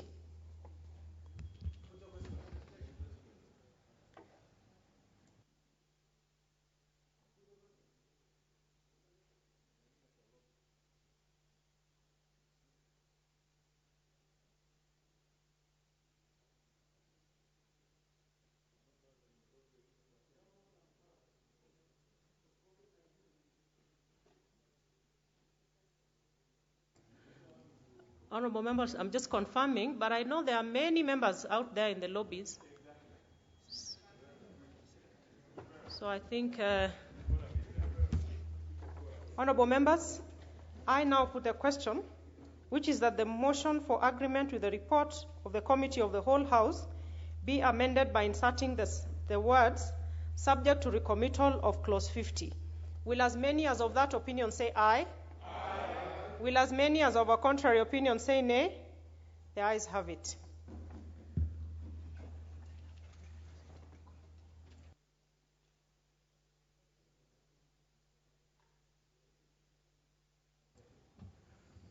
Honorable members, we therefore proceed to committee of the whole House.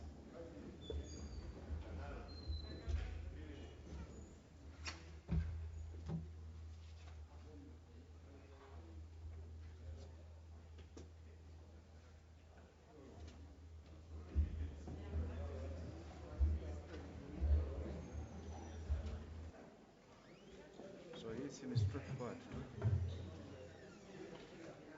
Honorable members, we are now back to Committee of the Whole House for recommittal of Clause 50 of the Public Fundraising Appeals Bill, National Assembly Bill number 66 of 2019. Clause 50.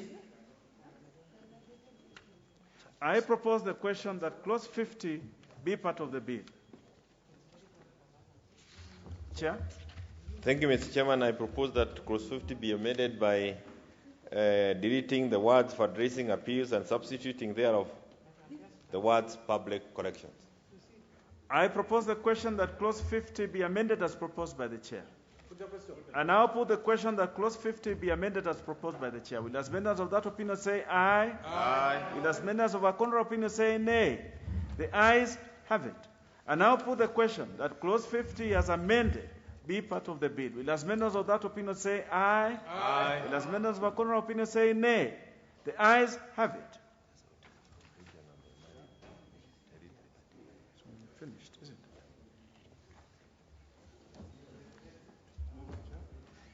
it? Mr. Chairman, I beg to move that the committee do report to the House its consideration of the Public Fundraising Appeals Bill, number 66 of 2019, and its approval thereof with amendments. I put the question, which is that the committee do report to the House its consideration of the Public Fundraising Appeals Bill, National Assembly Bill number 66 of 2019, and its approval thereof with amendment. Will as members of that opinion say aye? Aye. Will as members of a contrary opinion say nay? The ayes have it. Honorable members, Madam Speaker.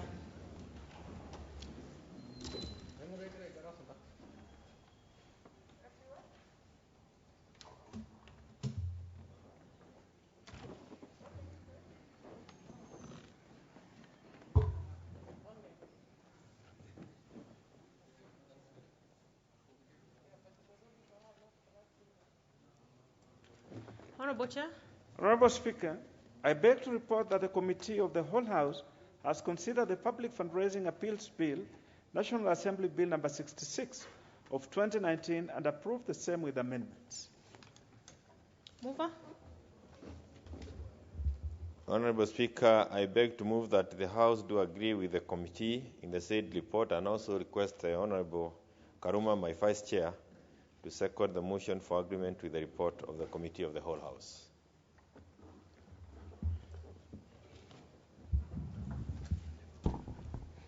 A bill for an act of parliament to provide for the establishment. Yeah, sorry, members. Let's have the Honorable Kaluma go. For the sake of time, Honorable Speaker, I second.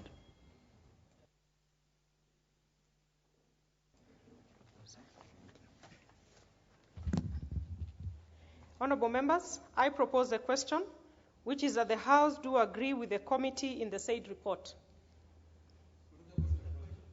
Should I go on to put the question? All right. I put the question, which is that the House do agree with the committee in the said report. Will as many as of that opinion say aye? Aye. Will as many as of a contrary opinion say nay? The ayes have it. Mover. Now move the third reading. Honorable Speaker, Madam, I beg to move that the Public Fundraising Appeals Bill, number 66 of 2019, be now read a third time. And as I ask Honorable Karuma to second, I want to thank the committee for the work that it did on the bill, and also for the members who sat with us through the third reading. I want to appreciate them in a special way.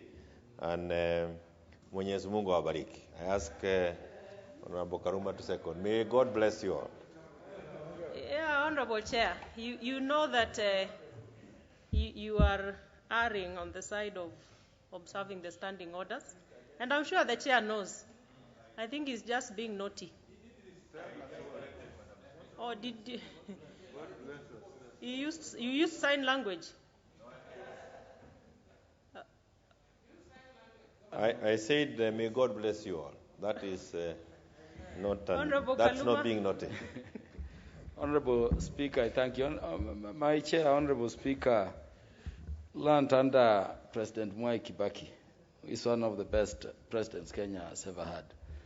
Honorable Speaker, we are enacting this bill to make the matter of fundraising under control. We are in a situation where this good facility is now being exposed to possible abuses.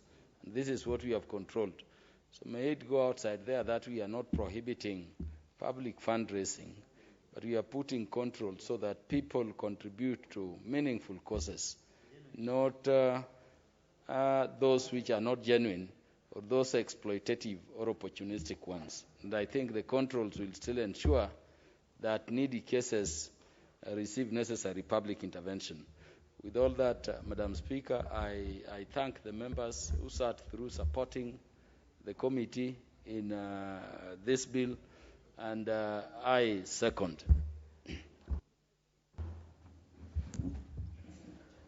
Honourable members, I go on to propose a question, which is that the Public Fundraising Appeals Bill, National Assembly Bill number 66 of 2019, be now read a third time. Should I proceed to? I think members, let's not gag members. Only that we should know that we are on the third reading, and so it's comparable to the second reading. I think you just make comments in passing. Honorable Dr. Nyikal. Thank you, Madam Speaker. Actually, we may not realize this, but this is a great day in this country. This principle and practice of Harambee, the history goes back to some old mzee known as Omolo Hiro or Omolo Harambee, was taken up by Mzee Kenyatta and made a very great movement in this country, but has remained unregulated, has been abused, and people have not even accounted for the monies raised in many instances. I support that this bill now be read a third time and passed, and that means it will now be regulated. The amount of collections will be known, for what reasons it's being done, how it has been applied, and can be actually audited. I think that's a great step forward. But I may add, Madam Speaker, as I end, that it is one of the bills, when it becomes an act of parliament and a law, will need a lot of work for its implementation, considering the amount of details and the structural arrangement and the organization that will go into it, including even regulating the social media, so that that collection is also brought in. Even M-Pesa will have to find a way of dealing with it. So I would appeal to the implementation committee of this House to actually follow up and get this law, when assented to, implemented. Thank you, Madam Speaker. Honorable Sankok. Thank you very much, Honorable Speaker. And as Honorable Dr. Nyikal had said, is that this particular process have remained unregulated. Harambee have remained unregulated. If you watch our social media space, if you see WhatsApps, Honorable Speaker, there is fundraising left and right, Honorable Speaker, that is not regulated. And there are people who have really abused this issue of fundraising. You see somebody who have even constructed a story house, abusing the issue of fundraising, that is opening the house so that people can come and fundraise, Honorable Speaker. And some who come to fundraise are in themselves in mad houses. Honorable Speaker, we have seen baby showers, Honorable Speaker, turning into fundraising. We have seen birthdays turning into fundraising. We have seen, Honorable Speaker, even bishops and pastors requesting for cars, Honorable Speaker, from those who don't even have bicycles, Honorable Speaker. So I think we really need to regulate so that everything that we do in this country is quite regulated. Thank you, Honorable Speaker. I do support, and I think I request our President to assent it as quickly as possible, and the Committee of Implementation follow it up so that we can implement it to the latter. Thank you. Honorable Abel Ogutu. Thank you, Madam Speaker. I also rise to join the rest of the members who have applauded the passing of this bill. I want to say, Madam Speaker, that what impresses me about this bill is not only regulating the collections that we have experienced previously. What impresses me is the level of accountability that we are really introducing into our systems of operation. I see opportunity in this bill where our young people who have excelled in computer science, ICT, coming up to help this country be able to keep record and track the performance of individuals in society in so many other ways that have not previously been recognized. That, to me, Madam Speaker, is the most impressive part of this bill. Thank you, Madam Speaker. Honorable Osotsi, and keep it brief, members. Thank you. I also want to join the other members in commending the House for passing this very important law because, as other members have said, it is important to regulate the Harambe in this country so that to ensure there is a maximum accountability, transparency, and also so that good spirit of Harambe is not abused. We have seen a lot of abuses, especially in our churches, in our schools, and I think this particular law will try and streamline this very noble process. And as implementation committee, once this law has been passed, 60 days after, we are required by the standing orders to ensure that the process of implementation starts. I want to assure the House, on behalf of my chair who is not here, that we will take up this matter very seriously as a committee of implementation to ensure that this law is implemented to the letter. Thank you, Mr. Speaker. Madam Speaker. Honorable Nakara. Thank you, Madam Speaker. I had my force on what other members have said.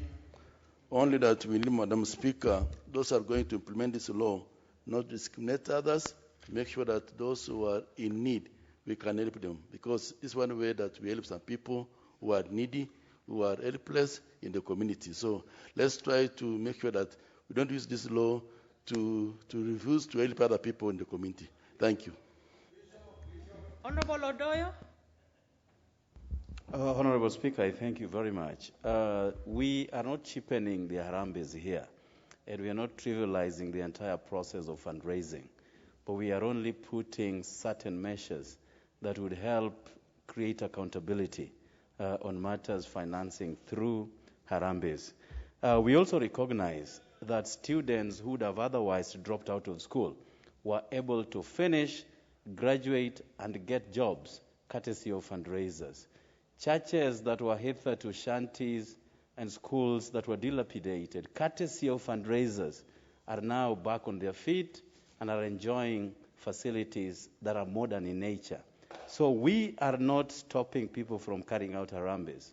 And this should be out there, and our press and media should be able to tell the truth about this. Because tomorrow, the headlines that may be out there is that MPs have refused Harambes, and that therefore paints us in bad light. But it is good that there will be measures, and these members of parliament will tell you, Honorable Speaker, on a daily basis we get invitations through WhatsApp to more than 30 different platforms on a daily basis. And you ask yourself, why all this? And when you refuse or you do not have money to send, it is then turns into blackmail. And we have been called all sorts of names out there, Honorable Speaker.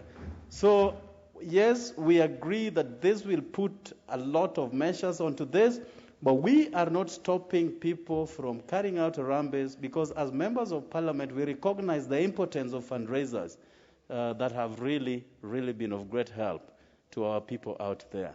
So the press should be our collaborators, but should not bash members of parliament for putting remedial measures on matters fundraisers. And they also agree with us that this is something that has been utterly abused by many people out there. Finally, Honorable Speaker, in my community, especially days preceding elections, 5 women will come together to form women groups, and they will call for fundraisers. And immediately that fundraiser is done, they then subdivide right there. So you ask yourself, what was the cause? And then other women in the next homestead will also come up with fundraisers. And then it becomes a wave all across the constituency, but all meant to siphon money from candidates, not just members of parliament who are sitting, candidates in general. And they become very good targets to these women groups, and also, of course, youth groups as well. I thank you, Honorable Speaker, and this I support. Lastly, Member Fontiwa. Thank you, Madam Speaker. One thing which this bill is going to do is also to promote giving, especially when you get the tax rebate to those who are donating. But also we are not gagging those who used to donate traditionally. For example, Madam Speaker, when you wanted to marry and you don't have cows, they used to donate. So we are not gagging them not to do those things. But we are sanitizing and formalizing so that we can have order in donating. Thank you, Madam Speaker. Honorable Lochanda, I see you're protesting. Madam Speaker, the cumulative amount of money that annually go into Harambes and fundraisers, if put together, are bigger than our development vote, the public development vote. So if one were to look at this, what is it that our development vote does against what Harambes do? I think this is the time that we are going to sanitize this public. In my view, Madam Speaker, I support. Member for Budalangi.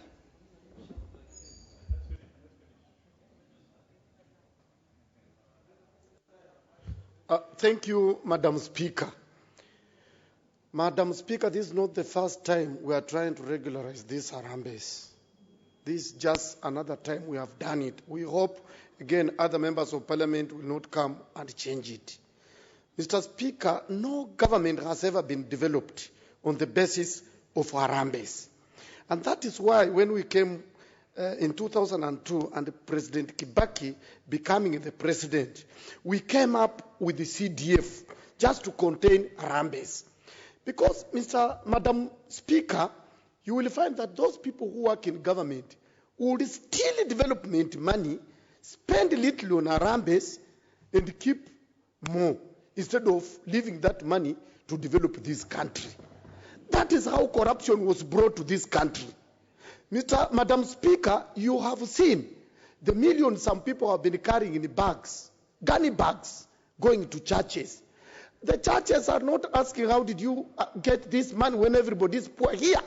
They receive, and now they praise you, pray for you. Tomorrow someone else coming with the same amount of money is prayed for and tell him you will win. So we have been betrayed, blackmailed because of Harambes. Therefore, Madam Speaker, this law has come at a time when, because some of the officers would still in government because they want to run for parliamentary seats, and they use that money now to induce people, and this is now what is going to bring sanity even in the politics. Thank you, Madam Speaker. Honorable members, because of time, we have to bring this to a close. Order. Order, members. Having ascertained that the House is properly constituted for purposes of taking a decision, I go on to put the question, which is that the Public Fundraising Appeals Bill, National Assembly Bill number 66 of 2019, be now read a third time. Will as many as of that opinion say aye? Aye. Will as many as of a contrary opinion say nay? The ayes have it. A bill for an act of parliament to provide for the establishment of regulatory mechanisms at the national and county levels which oversee the conduct of fundraising appeals, to provide for the licensing and regulation of fundraisers, the promotion of transparency and accountability in the carrying out of fundraising appeals, to foster greater philanthropy and for connected purposes.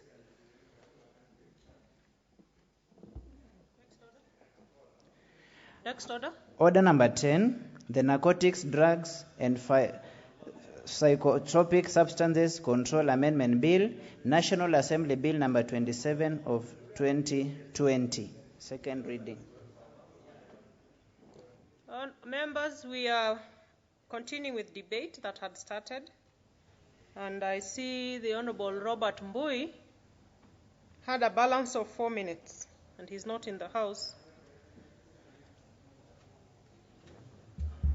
I have about 12 requests.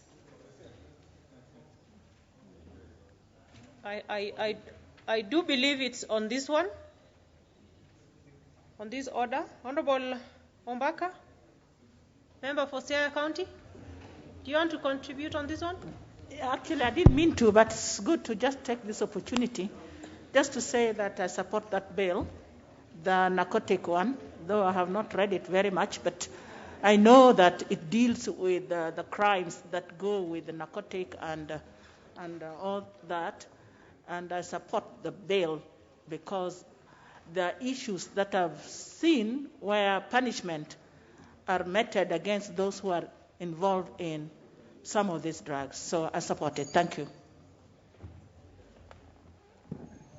Member for Sirisia, Honorable Waluke. Member for Igembe North, Honorable Mauka. Members, you don't seem to be focused on what is on the floor.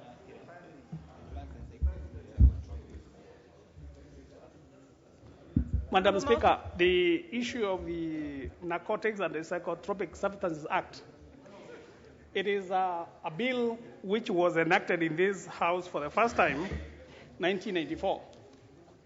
And between that period and now, a lot of things have happened, including the new law that came to give a lot of rights to people who are caught up in narcotics, and the right time to amend that bill or that act is now.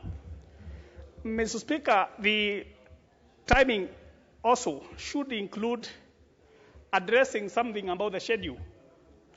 Mr. Speaker, if you notice, over the last few years, several countries have gotten a chance to eat into the Psychotropic Substances Act, whereby cannabis sativa or bangi is classified as a serious narcotic. And it remains so, and it should remain so. But, Madam Speaker, there has been a trend whereby there is a lot of money to be made by the countries that will be swift and quick to adopt the issue of growing medicinal marijuana. Now, there's a difference between growing medicinal marijuana and legalizing marijuana. So this should come out very clear when our people are addressing the issue, because I know there is a mix-up. Medical marijuana is highly controlled, very few licenses, like I'm told Uganda did 4 licenses only. So it's only 4 people or 4 companies which can go and produce it for the purposes of taking it into the laboratories and then export. And you can end up with the billions of dollars out of this if, as a country, we can move swiftly, amend this Psychotropic Substances Act, and introduce the issue of medical marijuana.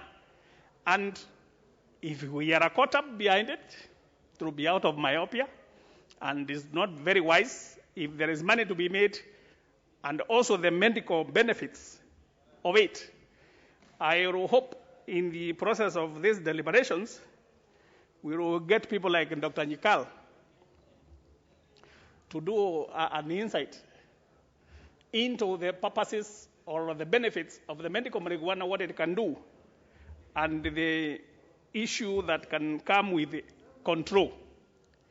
Now, Mr. Speaker, when we are talking about the narcotics, this country has been able to have a lot of laxity in the enforcement of these substances. And I remember still in 10 years later, 2004, when we had an incident where a big consignment had been seized in Malindi. Now, the big names that were involved were very vicious. And to show how powerful they were, one of the evenings, actually after 7 o'clock, after the then in DPP had ordered the investigations of certain individuals, then it was Philip Murugo. So because he was a bit rough, a bit focused, he saw a fax just flowing on this evening. There were no emails that time, Madam Speaker. It was a fax. By the time the paper finished running, it was firing him. That's how he got fired in 2004 at 7 o'clock because of pursuing the so-called untouchable in the narcotics and the serious protection. So, Madam Speaker, we are talking at a time when not even members of parliament are privileged anymore. In those days, we could import a car duty-free. The constitution changed that, and then everybody has to pay tax. That time, the president was above the law. After the 2010 constitution, he has only immunity on a few items while in office.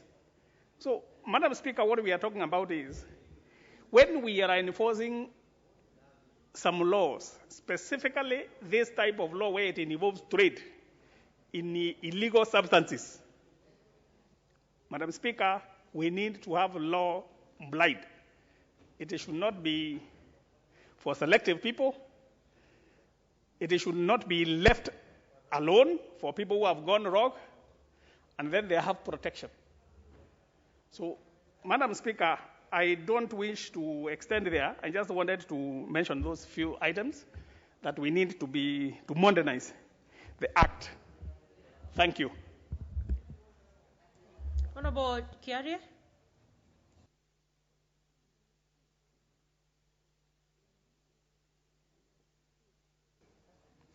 Thank you very much, Madam Speaker, and I'm really honored by the opportunity to contribute to this very important bill. Madam Speaker, the first thing I need to mention is that the committee has done an amazing job. In fact, the biggest job that this committee has done is to bring our laws up to speed with what the world is doing today. Madam Speaker, the issue of drugs, narcotics, and psychotropic substances is an emotive issue for good reason, Madam Speaker.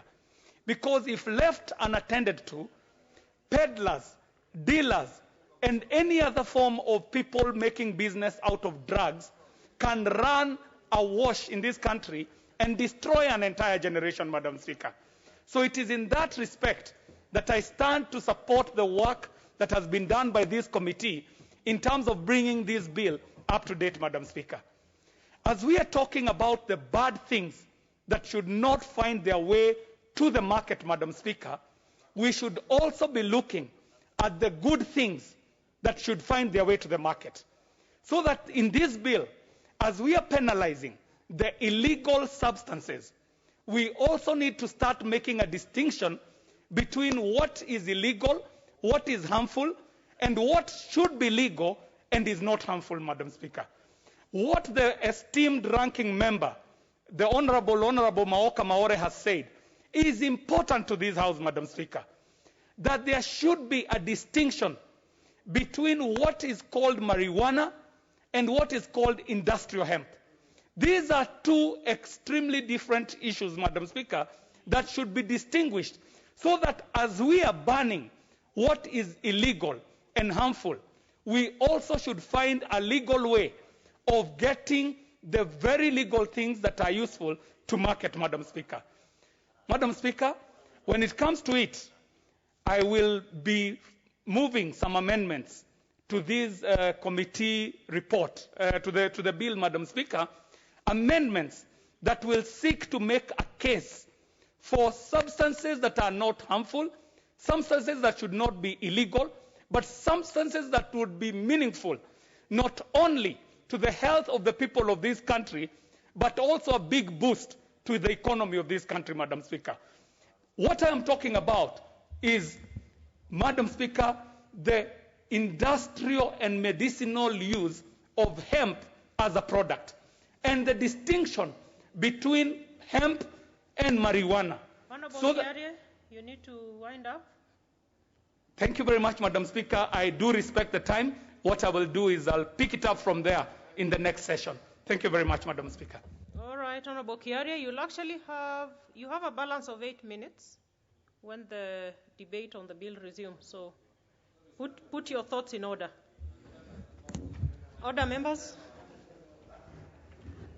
Honorable members, the time now being 6:31 p.m., this House stands adjourned until today, the 11th of May, 2021, at 7 p.m.